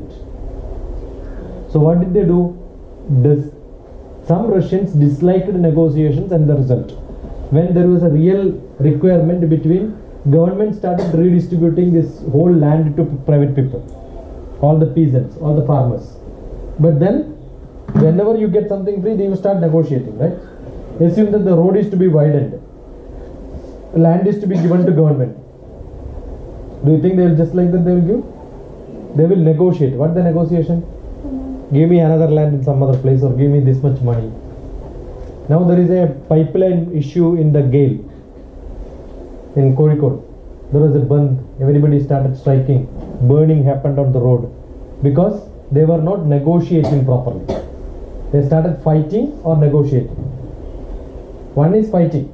I fight with you and then get what I want. Another one is negotiation. Negotiation is a normal discussion and decide what I will give you, you will give me this much. I will give you this much. That's called a negotiation. If negotiation doesn't work, then what will happen? Fighting will happen. I forcefully take things. So people were not happy. Why you should negotiate? Because French people, they fought. American people, they fought. Latin America, they fought. All of them fought. They did not negotiate, right? Why are we negotiating? We don't negotiate. Let us fight, they said. Opened. Opponent of Bolsheviks, White Army, army leaders, political opponents, wealthy Russians, France and United States supported White Army. See, White Army is the people of Russians, and they have wealthy Russian people also. Rich poor people were there, rich people were there. But in the other part, they were all not like that. They were all equally contributing. Now the rich and poor came here in Russia. When you learned about America or Latin America or French, you will not learn about rich poor. You will learn only about the king, queen, powerful people and all that. But here, distribution of land and such things will come, because these are all Leninist, Marxist views, right? That is why these negotiation, discussions, such a revolution came. Civil War ends. Red Army, White Army fighting. Civil War means there is no direct army to army fighting. Other places what happened? British army and Washington came with an army and fought. Here civil war means from people to people, rich and poor. Inside Russia itself there are a lot of fightings. That's what happened. Civil war means internal war, not army versus army. People versus people is called a civil war. The rich and the poor. The distribution of the land which was owned by the rich people in Russia were distributed to poor people. That's what has happened. Nothing to do with the other people coming and ruling. The revolution in this is more talked about civil wars. You can listen. Most of them are civil wars, right? Yes. Yeah. Fighting and famine cost millions of lives. Late 1920s, Bolsheviks Trump 1921 new economic policy plan permitting some capitalist activity. The Soviet Union. 1922, economy began to improve. 1922. Like America is a United States of America. What is in Russia? USSR. Soviet Socialist Republic Union. That's why it is called the Soviet Union. 1922, Russia reunited with neighboring lands that had belonged to Russian Empire, became Union to Soviet Socialist Republic, USSR or Soviet Union. Okay? So that is more like an internal civil war. I don't know whether I have something on Russian war now.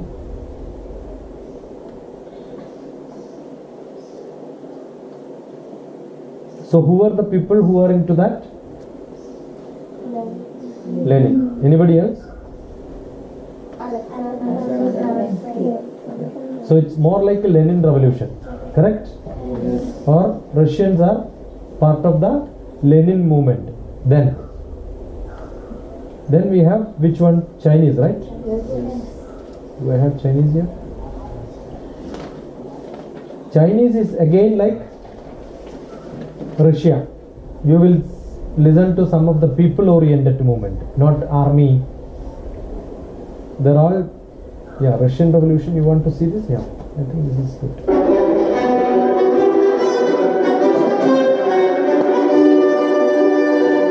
The Russian Revolution is the collective term for a series of revolutions that took place in Russia in 1917 and which the Tsarist autocracy dismantled and led to the creation of the Russian FSR.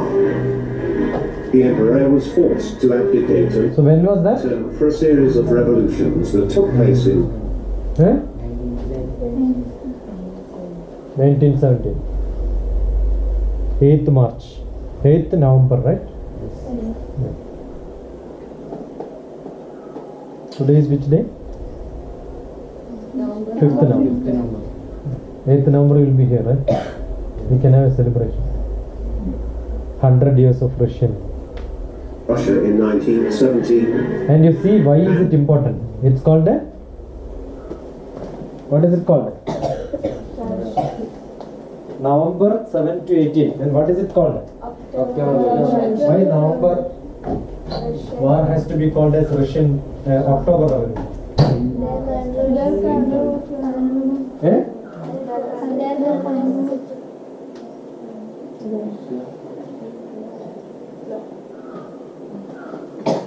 See, this is my book, right? Yes. Read. Starting.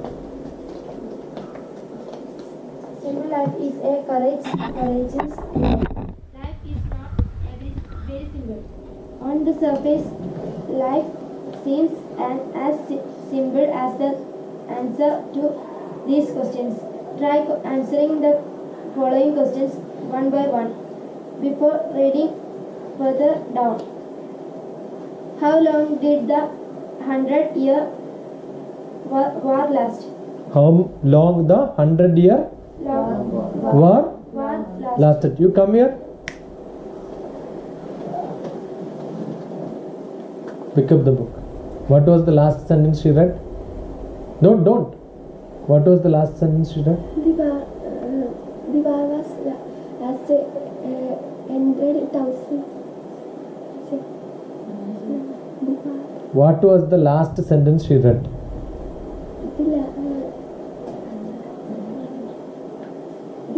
100 year. How long the 100-year war lasted? What is the answer? What is normal answer? 100 years, right? But no, the answer is wrong. That's how life is. You will think everything is simple, but not that simple. So I gave one example, 100-year war, and second example you read. Give the book to her, otherwise she will not listen. The October Revolution is celebrated. October. See, in my book I have referred this, right? Because it's a normal controversy. Like, people don't understand. It's not very clear. 100-year war is not 100 years. October Revolution is not in October. Full American, British people are foolish people. November, because November, Nava, it came from Sanskrit word Nava. Nava is 9. From 9 they took and gave the name for the 11th month. Octa is 8, and which gave to Sapta, September, 7th month. They gave it to 9th month. There is a 2 months error. Got it? Yeah, read. Defining a simple life. Being simple, being as we are, with no extra ego is beautiful. Okay, sure. So, October Revolution is it's a very famous one. Everybody who writes book and confusions in life, they quote this. So, when is October Revolution? Yeah. Got it? 7 is there, 8 is there, November Nava is there, October 10 is there, and November 11th is also there. And it happened in 1970. Yeah. Which Federalist autocracy dismantled and led to the creation of the Russian FSR. The emperor was forced to abdicate and the old regime was replaced by a provisional government during the first revolution of February 1917. March in the Gregorian calendar, the Julian calendar was in use in Russia at the time. In the second revolution, during October, the provisional government was removed and replaced by a Bolshevik government. In the early 20th century, Russia was a country of striking contrasts.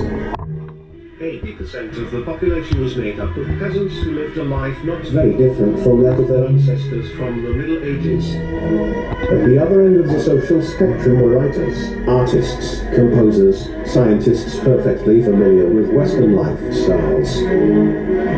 A vigorous, capitalistic... See, when you learn other history, you have not learned like this. People were in poor condition, people were in rich condition, nothing was mentioned, right? But in Russian Revolution, you will see all this rich, poor differences. Okay? They coexist with a regime of political censorship and arbitrary interference of police. As a result of the 1905 revolution in Russia, there was a constitution and a parliament called the State Duma. State Duma or Imperial Duma was the legislative assembly. When was the World War I? From the late Russian Empire, which held its meetings in Tauride Palace in St. Petersburg. It was convened 4 times between 1906 and fall of the empire in 19... I guess you know where Russia is, right? India and the northwest. Northwest of India is here. Northwest of India is Russia. 17. State Duma wanted to be the lower house of parliament, while the State Council of Imperial Russia its upper house. Although no law could be made without the consent of the State Duma, the Duma could not pass laws without the approval of the State Council dominated by nobles, half of which were appointed directly by the Tsar. The Tsar himself retained a veto. The laws stipulated that ministers could not be appointed by, and were not responsible to, the Duma, thus denying responsible government at the executive level. Furthermore, the Tsar had the power to dismiss the Duma and announce new elections whenever he wished. Article 87 allowed him to pass temporary emergency laws by decrees. All these powers and prerogatives assured that, in practice, the government of Russia continued to be a non-official absolute monarchy. The main political parties of Russia in the early 20th century were Constitutional Democratic Party, Octoberist Party, Socialist Revolutionary Party and the Russian Social Democratic Labour Party. Constitutional Democratic Party had a liberal orientation and was founded in 1905. Among his honorary members was also the Prince Georgiel Vovkadimyev-Isi, the first Prime Minister of post-Imperial Russia from 23 March to 21st of July 1917. Party members were called cadets, from the abbreviation KB of the party name in Russian. Cadets, the Minister of post-Imperial Russia from 23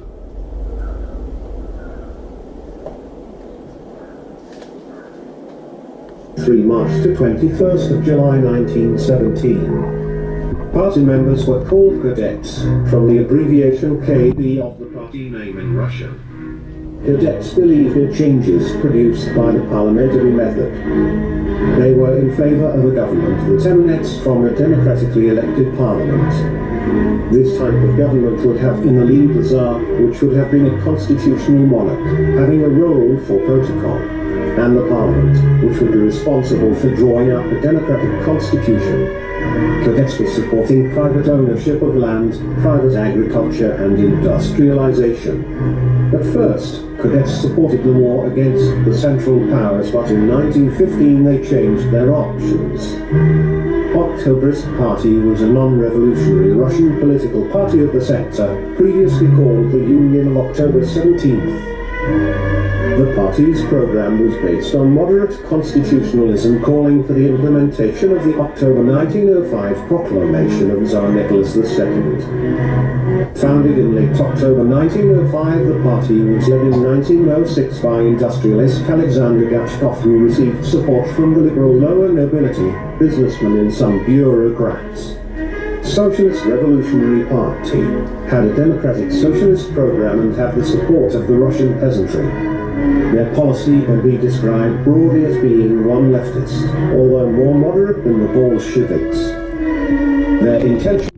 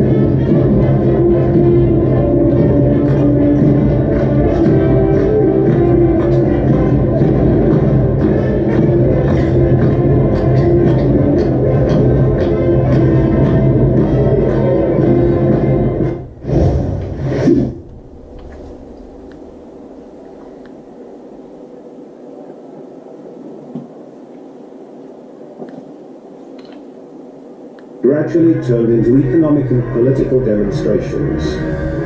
The next day, over 200,000 workers took to the streets to protest. Tsar asked by telegram the military commander of the town to restore order by force.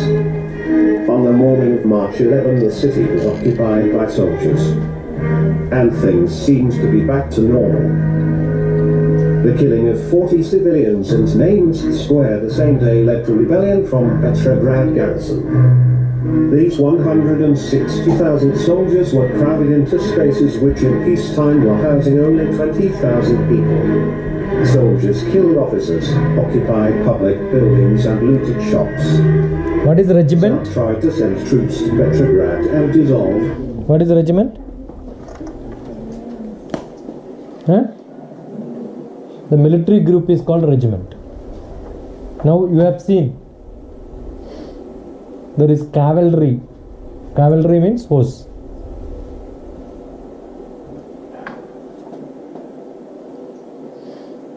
So they made their military. Today what you have seen just now is today's state. These are all starting point. That's where they started the first regiment and all that. Duma refused to dissolve. Their own military. Provisional committee on March 13. Desart took a train to Petrograd, but was stopped by disloyal troops 170 kilometers from the capital. Advised by generals and ministers who had remained loyal to him, he abdicated on March 15th and for the next 5 months was placed in custody at his home in Pushkin. On March 13 was formed the Petrograd Soviet at the Menshevik initiative. The Soviet was made up of randomly chosen representatives of factories and military units. At the beginning, from the 3,000 Soviet deputies, more than 2,000 were soldiers. Report to the provisional government passed. So most of them are this. The Second Congress of Soviets consisted of 670 elected delegates. 300 were Bolshevik and nearly 100 were left socialist revolutionaries who also supported the overthrow of the Alexander Kerensky government. When the fall of the Winter Palace was announced, the Congress adopted a decree transferring power to the Soviets of workers, soldiers and peasants' deputies, thus ratifying the revolution. The following day, 8 November, the Congress elected a Council of People's Commissars, Sovnarten, with Lenin as leader as the basis of a new Soviet government. So that is the Lenin government formation is the last part of the Russian. Now you have which one? Chinese. But Chinese it is not again like a single. You will again see fraction people. Where is Chinese? Did I got something from China?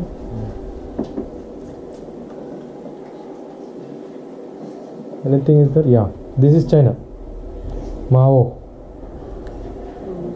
Who is Chinese fellow? Mao Zedong.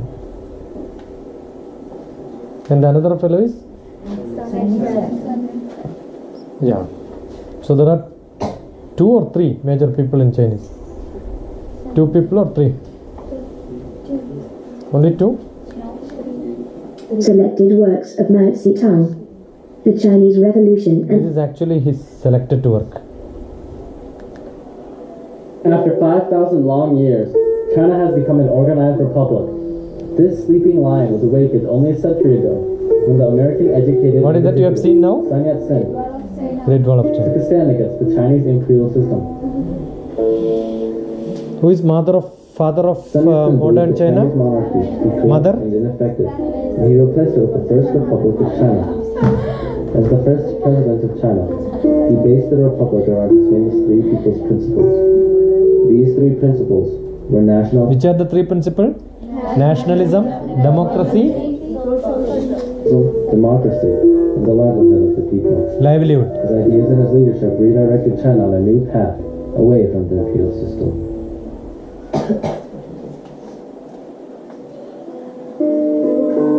The imperial system of China, in Sun Yat-sen's opinion, was a corrupt and evil. What is imperial system? That contradicted his king, not democracy. 3 people's principles. Sun Yat-sen's desire to change the Chinese imperial system was sparked at a young age in America. He considered the last few rulers of the Qing dynasty of China to be failures as leaders. He also believed that China needed to westernize, especially in their military defenses. From 1839 to 1858, China took part in two 1839 to 58 wars, both of which were over the opium trade. Last few rulers of the Qing dynasty of China to be failures as leaders. He also believed that China needed to westernize, especially in their military defenses. From 1839 to 1858, China took part in two wars, both of which were over the opium trade. China lost both wars to the European forces due to their inferior technology. Some took a stand against inferior. the leader. Why they lost? Inferior technology. They didn't have good weapons. Dynasty, which was the Empress Dowager Cixi, who ruled from 1861 to 1908. One of the primary aspects of being a leader is to protect one's country from foreign invasion, and Cixi failed to do this. Sun Yat-sen was determined to overthrow her. When she took power, she depleted all of China's tax money in order to build herself a palace, the Summer Palace. China's loss in the Sino-Japanese War in 1894 was proof of the underfunding of the Chinese military. It's proof to the world that China could not defend itself, even from a country much smaller than itself. Countries from all over the world poured into China, trying to so-called get their share of the pie by controlling both economic and political aspects of certain regions in China. In response to this, Cixi supported the Boxer Rebellion in 1900. The Boxers were a large group of Chinese citizens who tried to force foreigners out of China by violent means. The Boxers were successful for some time until foreign countries band together and formed armies to stand with China. Time change हो गया तो भी तुमको नहीं Cixi had to surrender as the foreign armies Biological clock to China, and the surrender agreement allowed the world to keep their influences in Chinese markets. Sun Yat-sen worked hard to completely remake the Chinese government, so it could be a nation and that it could stand up for itself, free of corruption and free of the monarchy. Yeah, it's 611. My this also is set back. Reveal the weakness of the Chinese government.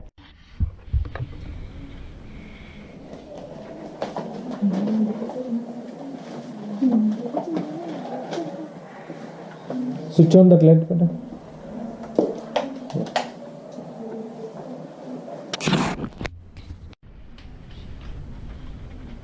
Fast together.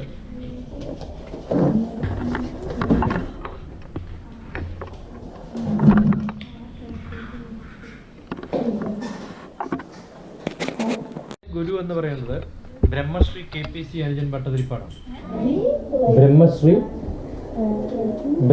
എന്ന് പറഞ്ഞാൽ പൂജാവിധികളിൽ ഏറ്റവും കഴിവുള്ള വ്യക്തി. ഞാൻ പൂജ പഠിച്ചിട്ടുണ്ട്. അമ്പലത്തിൽ പൂജ ചെയ്യുന്ന പൂജാരിയെക്കാളും മസലായിട്ട് ഞാൻ പൂജ ചെയ്യുന്നു. ഗ്യാരണ്ടീഡാണ്. ബ്രഹ്മശ്രീ KPC അനുജൻ ഭട്ടതിരിപ്പാട്. അദ്ദേഹമാണ് ഒരു ക്ഷേത്രം ഉണ്ടാക്കണമെങ്കിൽ ഒരു കുറേ നിയമങ്ങളുണ്ട്. ആ നിയമങ്ങളുടെ പുസ്തകം എഴുതിയിട്ടുള്ള പുസ്തകത്തിനെയാണ് പറയുക തന്ത്ര സമുച്ചയം എന്ന് പറയാ. തന്ത്രം എന്ന് പറഞ്ഞാൽ ക്ഷേത്രത്തിൽ ചെയ്യുന്ന പൂജകളുടെ വിധിനെ കുറിച്ച് പറയുന്ന പുസ്തകത്തിനെയാണ് തന്ത്രം എന്ന് പറയാം. Art of rituals, art of puja which you do in a temple is called tantra, right? അതിനെക്കുറിച്ച് ബുക്ക് മലയാളത്തിൽ എഴുതിയിട്ടുള്ള ഒരാളേ ഉള്ളൂ, അദ്ദേഹത്തിൻ്റെ ഗുരുവാണ്. അപ്പോൾ അദ്ദേഹത്തിൻ്റെ കൂടെയാണ് കുറേ താമസിക്കും. അദ്ദേഹത്തെ ഇപ്പം നിങ്ങളൊക്കെ ഇവിടെ ഞാൻ വിളിച്ച് നിർബന്ധിച്ചിട്ട് വരുന്നതല്ല, അങ്ങനെയുള്ളതാണ്. ഞാൻ എൻ്റെ ഗുരുവിൻ്റെ അടുത്ത് പോകുന്നത്, അല്ലെങ്കിൽ ഗുരു എൻ്റെ അടുത്ത് വരികയാണ്, ഞാൻ അങ്ങനെ അടുത്ത് പോകലായിരുന്നു. വളരെ ഫേമസ് ആയിട്ടുള്ള, നിങ്ങൾക്കൊക്കെ ചിലപ്പോൾ ആർക്കെങ്കിലുമൊക്കെ അറിയണ്ടാവും, ഇവിടെയൊക്കെ പണ്ട് ഡോക്ടർ N. ഗോപാലകൃഷ്ണൻ എന്ന് പറഞ്ഞ ആൾ വന്നിട്ടുണ്ട് പ്രസംഗിക്കാൻ പ്രഭാഷണത്തിൽ, ഫേമസ് ആയിട്ട്. അയാൾ എന്നെ ഹൈദരാബാദിൽ എൻ്റെ വീട്ടിൽ വന്ന് താമസിച്ചിട്ടുണ്ടായിരുന്നു 4 ദിവസം. അപ്പോൾ അദ്ദേഹം എന്നെ പരിചയപ്പെട്ടതിന് ശേഷം അദ്ദേഹം തന്ത്രത്തിൽ വിവരമുള്ള KPC അനുജൻ ഭട്ടതിരിപ്പാടിന് ഒരു ചെറിയൊരു കാർഡിൽ കത്തെഴുതാണ്. നിങ്ങൾ ഡോക്ടർ TP ശശികുമാറിനെ ചെന്ന് കണ്ടാൽ നഷ്ടമാവില്ല. ആർക്കാ എഴുതുന്നത്? ലോകത്തിൽ ഏറ്റവും നല്ല തന്ത്രത്തെക്കുറിച്ച് വിവരമുള്ള ഒരാൾക്ക് ഡോക്ടർ ഗോപാലകൃഷ്ണൻ സാർ എഴുതിയ കത്താണ്. നിങ്ങൾ ആരെ പോയി കാണണമെന്ന്? ഡോക്ടർ TP ശശികുമാറിനെ പോയി കാണുന്നു. അന്ന് ഞാൻ ഇരിങ്ങാലക്കുടയിലാണ് താമസം. ഇടയ്ക്ക് വന്നാൽ. മെയ് 25 അദ്ദേഹം 2002 15 വർഷം മുമ്പ്. നിങ്ങൾ ജനിക്കുന്നതിന് മുമ്പാണ് ആ സമയത്ത്. പോയി ചെന്നാൽ കാണാൻ സാധിക്കും, അദ്ദേഹം നാട്ടിലുണ്ടാവുന്നതാണ്. അപ്പോൾ ടെലിഫോൺ വന്നു എനിക്ക് വീട്ടിൽ. ഞാൻ എൻ്റെ വൈഫിൻ്റെ വീട്ടിൽ ടെലിഫോൺ, ഇന്ന ടെലിഫോൺ നമ്പറിലാണെന്നൊക്കെ പറഞ്ഞു. അന്ന് സെൽഫോണൊന്നുമില്ല. അപ്പോൾ എന്നെ വിളിച്ചിട്ട് പറഞ്ഞു ഇങ്ങനെ, ഞാൻ KPC അന്യം പട്ടതിരിപ്പാടാണ്, അങ്ങനെ ഒന്ന് കാണണം, വന്നാൽ കാണാൻ സാധിക്കുമോ എന്നൊക്കെ ചോദിച്ചു. അപ്പോൾ അന്ന് കുറേ പേര് എന്നെ വന്ന് കാണാറുണ്ട്. സ്പേസ് സയൻറ്റിസ്റ്റാണ്, ക്ലാസ്സുകൾ എടുക്കാറുണ്ടെന്നൊക്കെ പറഞ്ഞു. ഞാൻ വന്ന് കണ്ടോളാൻ പറഞ്ഞു. ഇതാരാണെന്ന് എനിക്കറിയില്ല. ഉടനെ തന്നെ എൻ്റെ വൈഫിൻ്റെ അച്ഛനോട്, അദ്ദേഹം റിട്ടയർഡ് ചെയ്യുകയാണ്, കുറേ ആൾക്കാരൊക്കെ അറിയാം, പരിഷത്തിലൊക്കെ ഉണ്ടായിരുന്നു, കേരള ശാസ്ത്ര സാഹിത്യ പരിഷത്ത്, മാർക്സിസ്റ്റ് പ്രവർത്തകനാണ്, പെൻഷനേഴ്സ് അസോസിയേഷൻ്റെ നേതാവാണ്, അറിയപ്പെടുന്ന വ്യക്തിയാണ്, EMSൻ്റെ ഒക്കെ സുഹൃത്താണ്. അങ്ങനെ അടുത്ത ബന്ധു ആണ് അവരൊക്കെ, അടുത്ത അറിയപ്പെടുന്ന വ്യക്തികളാണ് അവർ. ശാസ്ത്ര കേരളം, യുറീക്ക, അങ്ങനെ കുറേ മാഗസിൻ തുടങ്ങിയിട്ടുള്ളത് ആ വീട്ടിൽ വെച്ചാണ്. പല മീറ്റിങ്ങുകളും മാർക്സിസ്റ്റ് മീറ്റിംഗ് നടന്നിട്ടുള്ള ആ വീട്ടിലാണ് ഞാൻ താമസിക്കുന്നത്. അപ്പോൾ എന്നെ കാണാൻ വരണമെന്ന് പറഞ്ഞപ്പോൾ ഞാൻ അദ്ദേഹത്തോട് പറഞ്ഞു ഇങ്ങനെ KPC വരാൻ വേണ്ട. അയ്യോ, അയാൾ വളരെ പ്രഗത്ഭനായിട്ടുള്ളൊരു വ്യക്തിയാണ്, അയാൾ ഇങ്ങോട്ട് വരികയല്ല വേണ്ട, നമ്മൾ അങ്ങോട്ട് പോയി കാണണം എന്ന് പറഞ്ഞു. പക്ഷെ അയാളുടെ ടെലിഫോൺ നമ്പർ, ഈ ഒരാൾ ടെലിഫോണിൽ വിളിച്ച അയാളുടെ നമ്പർ കിട്ടില്ലല്ലോ, അത് തപ്പി കണ്ടുപിടിക്കണ്ടേ. അത് തപ്പാൻ വേണ്ടിയിട്ട് കുറേ ആളത്തൊക്കെ പോയി അന്വേഷിച്ചപ്പോഴത്തേക്കും അദ്ദേഹം വന്നു. അദ്ദേഹം ഷർട്ടൊന്നും ഇടാണ്ട് മുണ്ട് മാത്രം എടുത്തിട്ട് ഈ കുടുമയൊക്കെ കെട്ടിയിട്ടുള്ള പഴയ നമ്പൂരിമാരില്ല, നിറയെ ഭസ്മൊക്കെ പുരട്ടി, മേത്ത് ഫുൾ പുരട്ടിയിട്ട് ഒരു തുണി. 118 NE എന്ന് പറഞ്ഞാൽ വളരെ വലിയ ഫേമസ് ആയിട്ടുള്ള കാറാണ്. കാരണം നിങ്ങൾ ആ 118 NE എന്നുള്ള കാറുണ്ടല്ലോ, ഏറ്റവും ബെസ്റ്റ് അന്ന് മെജസ്റ്റിക് ആയിട്ടുള്ള കാറാണ്. എന്താണ് കാറിൻ്റെ പേര്? നിങ്ങളൊന്നും കണ്ടിട്ടില്ല ജീവിതത്തിൽ. 118 NE ഫിയറ്റിൻ്റെ കാറാണ്. 118 NE എന്ന് ഞാൻ തോന്നുന്നു. അതെ, കാർ ഉണ്ടല്ലേ. അന്നത്തെ ഏറ്റവും ബെസ്റ്റ് കാറാണ് ഈ കാറ്. നിങ്ങൾ ഈ സിനിമയിലൊക്കെ പ്രേം നസീറിൻ്റെ ഒക്കെ കാറുകളുണ്ടല്ലോ ഇങ്ങനെ അല്ലേ, അദ്ദേഹത്തിൻ്റെ ഇതേപോലത്തെ കാറ്, വൈറ്റ് കാർ. അതിലാണ് അദ്ദേഹം വന്നിട്ട് പിന്നെ റോഡിൽ ഇറങ്ങിയിട്ട് ഇപ്പം ശശികുമാറിന്റെ വീട് ഏതാണെന്ന് ഒരാൾ അവിടെ നിന്ന് പോയി വന്ന് ചോദിക്കാൻ വിചാരിക്കും. ചോദിക്കുന്നത് ഉമ്മൻചാണ്ടി തന്നെയായിരിക്കും. ഇങ്ങനെ ഉണ്ടാവും, കുറേ ആൾക്കാർ അയാളുടെ പിന്നാലെ വരുമല്ലോ. അതുപോലെയാണ് ഈ അദ്ദേഹം അവിടെ ഇറങ്ങിയിട്ട് വണ്ടിയിൽ നിന്ന് ഇറങ്ങി ഒരു ഡ്രൈവറൊക്കെ ഉണ്ടായിരുന്നു. വണ്ടിയിൽ നിന്ന് ഇറങ്ങിയിട്ട് ചോദിച്ചു, ഡോക്ടർ ശശികുമാറിൻ്റെ വീട് എവിടെയാണ്? അപ്പോൾ ആർക്കും ഡോക്ടർ ശശികുമാറിനെന്ന് അറിയില്ല. ഇരിങ്ങാലക്കുട വലിയ സിറ്റിയാണ്, അതിനകത്ത് എങ്ങനെ ഈ ചെറിയ നമ്മളെല്ലാം അറിയാം. ഇപ്പം നടുവിലാണെങ്കിൽ അറിയില്ലെങ്കിൽ നമ്മൾ അവനെ അറിയിക്കും. അപ്പോൾ അദ്ദേഹം വരുന്ന സമയത്ത് അദ്ദേഹത്തിൻ്റെ കൂടെ കുറേ ആൾക്കാരും കൂടി വരും. ഒരു 10-30 ആൾ വരുന്നുണ്ട് രാവിലെ വീട്ടിലേക്ക്. ഫൈൻ. അപ്പോഴേ ഏകദേശം ഇവരൊക്കെ പറഞ്ഞപ്പോൾ എനിക്ക് മനസ്സിലായി ഞാൻ അബദ്ധം ചെയ്തത്. ഗേറ്റിൻ്റെ അടുത്ത് വരുമ്പോൾ തന്നെ ഞാൻ കാലിൽ വീണ് നമസ്കരിച്ചു. എന്നിട്ട് പറഞ്ഞ് മാപ്പാക്കണം, അബദ്ധം പറ്റിപ്പോയതാണ്. നിങ്ങൾ മണിച്ചിത്രത്താഴെന്നുള്ള സിനിമ ഉണ്ട്, അതിനകത്ത് മോഹൻലാൽ കാണാൻ വേണ്ടിയിട്ട് തിലകൻ വരും. ആര് പറഞ്ഞയച്ചിട്ടാ വരിക? നെടുമുടി വേണു പറഞ്ഞയച്ചിട്ടാ വരിക. കാണാമല്ലോ, ഇതിലൊരാൾ മോഹൻലാലും ഞാൻ. നെടുമുടി വേണുവാണ് എൻ്റെ ഭാര്യൻ്റെ അച്ഛൻ. വരുന്ന തിലകനാണ് എൻ്റെ ബ്രഹ്മശ്രീ KPC അരിഞ്ഞം പട്ടതിരിപ്പാട് ഗുരു. എന്നിട്ട് വന്ന് കഴിഞ്ഞ ഉടനെ, ആ സിനിമ ഇറങ്ങിയിട്ടില്ല ഈ കാലത്ത്, അത് കഴിഞ്ഞിട്ടാണ് ഈ സിനിമ ഇറങ്ങിയത്. അത് വന്നപ്പോഴേ ഇതേ സംഭവമാണല്ലോ ആ സിനിമയിൽ. ഇപ്പോൾ വന്ന് കയറിയ ഉടനെ എൻ്റെ വൈഫിൻ്റെ അച്ഛനെ ശരിക്കും എൻ്റെ ഗുരുവിനെ അറിയാം. അച്ഛൻ വാരരാണ്, എൻ്റെ വൈഫിൻ്റെ അച്ഛൻ വാരരാണ്. നമ്പൂരിയാണല്ലോ വാരർക്ക് പണി കൊടുക്കുക സാധാരണ. വാരര ആ തുണി എടുക്കുക മറ്റേതെടുക്കാന്ന് പറഞ്ഞാൽ അങ്ങനെ പണിയെടുപ്പിക്കണം. അപ്പോൾ കയറിയ ഉടനെ എന്നെ കണ്ട് ഞാൻ നമസ്കരിച്ച് വീണ ഉടനെ എഴുന്നേറ്റ് കഴിഞ്ഞപ്പോൾ തന്നെ എൻ്റെ പിന്നെ വൈഫിൻ്റെ അച്ഛനോട്, വാരരെ 2 കസേര ഇവിടെ ഇട്ടോളൂ, ഞങ്ങൾക്ക് ഇരുന്ന് സംസാരിക്കാനുണ്ട്. നിങ്ങൾക്ക് ഓർമ്മയുണ്ടോ തിലകൻ ഇതേ ഡയലോഗ് അല്ലേ? എന്നിട്ട് നെടുമുടി വേണം അയാളെടുക്കണോ വേണ്ടതെന്ന് പറഞ്ഞാൽ അദ്ദാളിപ്പിൽ നിൽക്കത്തില്ലേ. ഈ AU റിട്ടയർ ആയിട്ടുള്ള ഒരാളോടാണ് 2 കസേര എടുക്കുക എന്നിട്ട് ഈ ചെറുപ്പക്കാരനെ എനിക്കിരിക്കാൻ വേണ്ടി കസേര എടുത്തുകൊണ്ടിരുന്നത്. മനസ്സിലാണ്? അങ്ങനെയാണ് ഞാൻ ഗുരുവിനെ പരിചയപ്പെടുന്നത്. പക്ഷെ അത് കഴിഞ്ഞിട്ട് പിന്നെ എപ്പോഴും ഞാൻ നാട്ടിൽ വരുമ്പോൾ ഞാൻ ഗുരുവിൻ്റെ വീട്ടിൽ പോകും, അദ്ദേഹത്തിൻ്റെ കൂടെ കിടന്നുറങ്ങും, അദ്ദേഹത്തിൻ്റെ കൂടെ കുറേ പഠിക്കും. അങ്ങനെയാണ് ഞാൻ പൂജയൊക്കെ പഠിക്കുന്നത്. ഒരു ദിവസം ഹൈദരാബാദിലിരിക്കുമ്പോൾ എന്നെ വിളിച്ചിട്ട് പറഞ്ഞു, ഞാനൊരു സ്ഥലം വരെ പോകുന്നുണ്ട്, താനും വരുള്ളൂ എൻ്റെ കൂടെ. എവിടെയാണെങ്കിൽ ഞാൻ വരും. ഇപ്പം നിങ്ങളെ ഞാനങ്ങനെ വിളിച്ചാൽ നിങ്ങൾ വരും? ആഹാ, അതൊക്കെ സംശയം. അങ്ങനെ വരുന്ന ഒരാളേ ഉള്ളൂ, അതാരാന്നറിയാം? ഈ ക്ലാസ് ഫുൾ കേൾക്കുന്നുണ്ട് ഇപ്പോൾ, അമേരിക്കയിൽ നിന്ന് ലൈവായിട്ട് കേട്ടോണ്ടിരിക്കുന്നുണ്ട്. അനുഷ മനസ്സിലാകുന്നുണ്ടോ? ഇപ്പോൾ അവിടെ എത്ര സമയം എന്നറിയാം എനിക്ക്? അവിടെ സമയം ഇപ്പോൾ രാവിലെ 7 മണിയാണ്. നിങ്ങളിപ്പോൾ വന്നു തുടങ്ങിയ സമയം മുതൽ ലൈവായിട്ടിരുന്ന് കേൾക്കുന്നുണ്ട് ഈ സംഭവങ്ങൾ. എപ്പോഴും ഓൺലൈൻ ഉണ്ടാവും. മനസ്സിലായോ? അത് തലയും കുത്തിവെക്കുന്ന നമ്മളിങ്ങനെ കാണുന്നുണ്ടാവും. ഇനി നിങ്ങൾക്കിപ്പോൾ ഇവിടെ ക്ലാസ് എടുത്തില്ലേ? ക്ലാസ് എടുത്ത സമയത്ത് റവല്യൂഷനുകളെ കുറിച്ചുള്ള അവളെ പഠിച്ചതിൻ്റെ കംപ്ലീറ്റ് നോട്ടിൻ്റെ ബ്രീഫ് എനിക്ക് അയച്ചു തന്നിട്ടുണ്ട്. നിങ്ങൾ പഠിച്ച ഓരോ കൊല്ലം വായിച്ചു നോക്കിയിട്ട് തന്നു.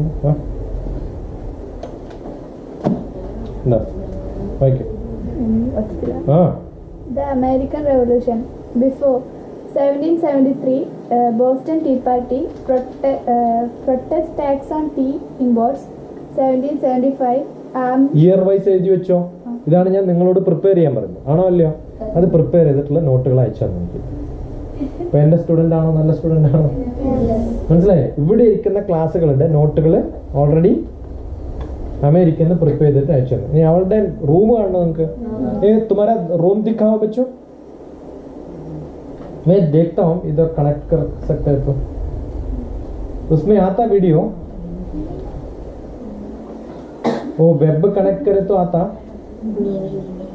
नहीं आता ना? ओके, वीडियो नहीं आता, वीडियो नोट कर. സോ ഇതിനകത്ത് നോക്കിയിട്ട് റൂം നിങ്ങളുടെയൊക്കെ റൂമുകളെ പോലെയാണോ നോക്കിയിട്ട് എൻ്റെ മുകളിൽ എന്താണോ നോക്ക്. നോക്കട്ടെ.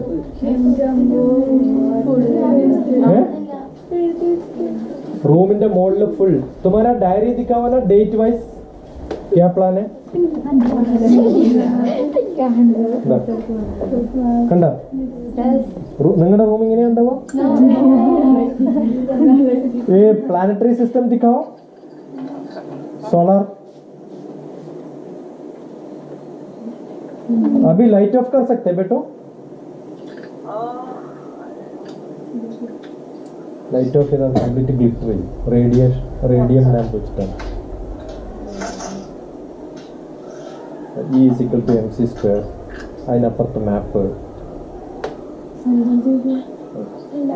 എല്ലാം മേടിക്കുന്നത്.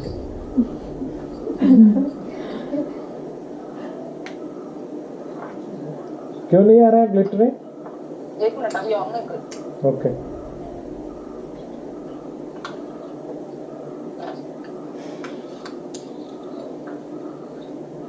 वो पहले ऑन करके ऑफ करना था ना, अभी गिरना मत.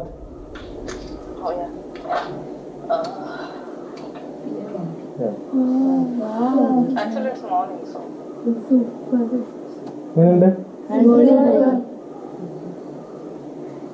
പ്ലാനറ്ററി സിസ്റ്റം റൂമിൽ ഉണ്ടാക്കി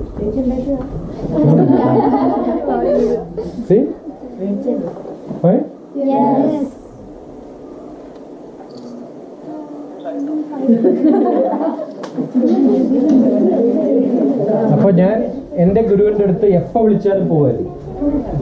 അപ്പൊ എന്നോട് പറഞ്ഞു ഇങ്ങനെ ഒരു സ്ഥലം വരെ പോകാണ്ട് ഞാൻ വരാം, എവിടെയാന്ന് ചോദിച്ചത്. അടുത്ത ചോദ്യമാണ് വരാമെന്ന് പറഞ്ഞിട്ടാ ചോദിക്കുക എവിടെയാ പോകണം. അപ്പോൾ ഉടനെ പറഞ്ഞു കൈലാസത്തിലാ പോണേ, നിന്റെ ടിക്കറ്റ് എടുത്തിട്ടാണ് ഞാൻ വിളിക്കണേ, അപ്പൊ എൻ്റെ കൂടെ വരണം. ഫൈൻ. അപ്പൊ എന്ത് ധൈര്യം നോക്കും ഒരാൾ വരുന്നുള്ളതിന്. പാസ്പോർട്ട് എടുക്കണം, വിസ എടുക്കണം, ഇതെല്ലാം വേണ്ടേ? ഇതെല്ലാം കഴിഞ്ഞാലേ പോകാൻ പറ്റുള്ളൂ. അത്രയും ധൈര്യത്തിലാണ് ഗുരുക്കന്മാര് ശിഷ്യന്മാരെ വിളിക്കാന്ന് പറയുന്നത്. അങ്ങനെയാണ് ഞാൻ എൻ്റെ ഗുരുവിൻ്റെ കൂടെയൊക്കെ ജീവിച്ചത്. അദ്ദേഹത്തിന് 76 വയസ്സുണ്ടായിരുന്നു. അന്ന് നമ്മൾ ട്രാവൽ ചെയ്ത് ഞാൻ ഹൈദരാബാദിൽ നിന്ന് കാഠ്മണ്ഡുവിലേക്ക് പോയി. He travelled from Thrissur to Bangalore to Kathmandu. Kathmandu ആണ് കാണുന്നത്, നേപ്പാളിൻ്റെ ക്യാപിറ്റലാണ് കാഠ്മണ്ഡു. ഫ്രം ദർ അവിടുന്ന് ഒരു ബോർഡർ കാണാം, അതാണ് ചൈന. ഇതാണ് ചൈന, ഇതാണ് Nepal.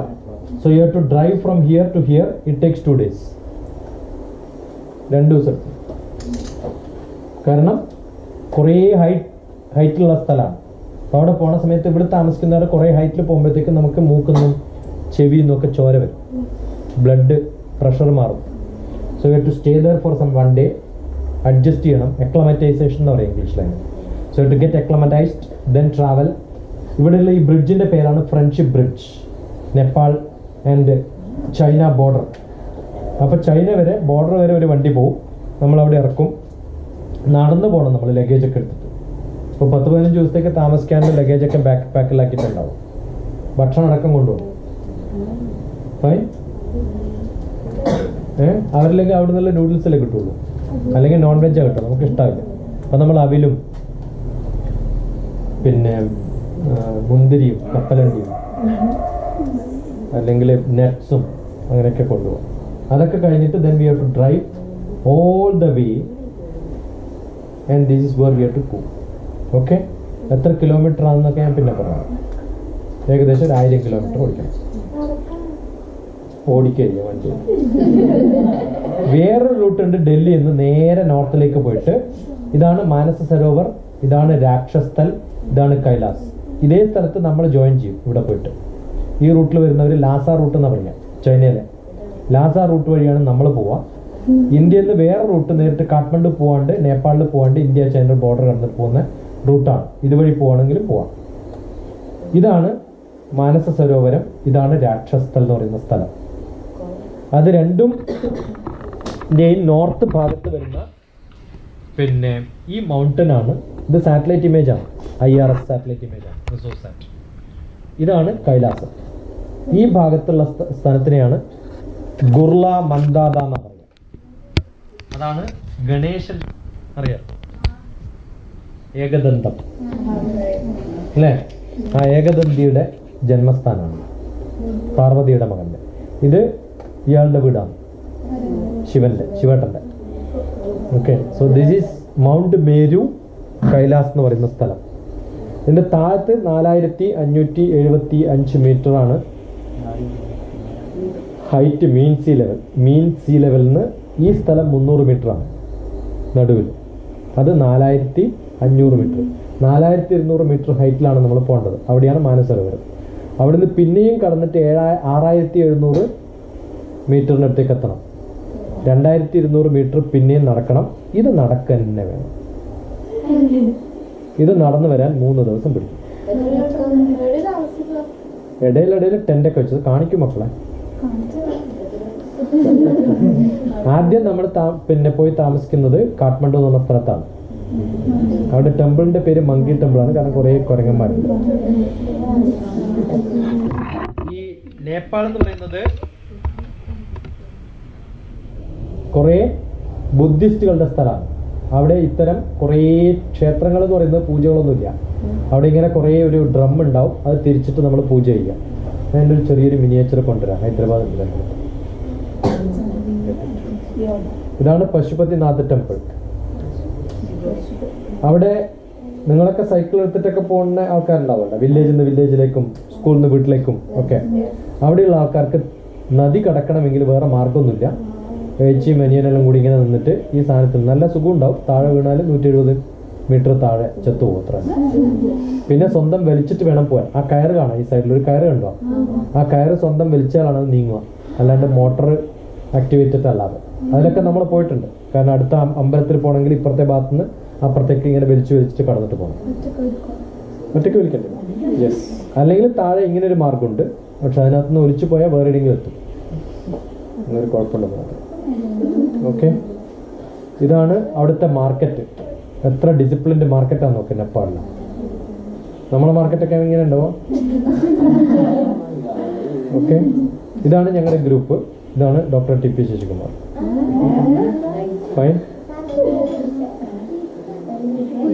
I think my guru is not here in the picture.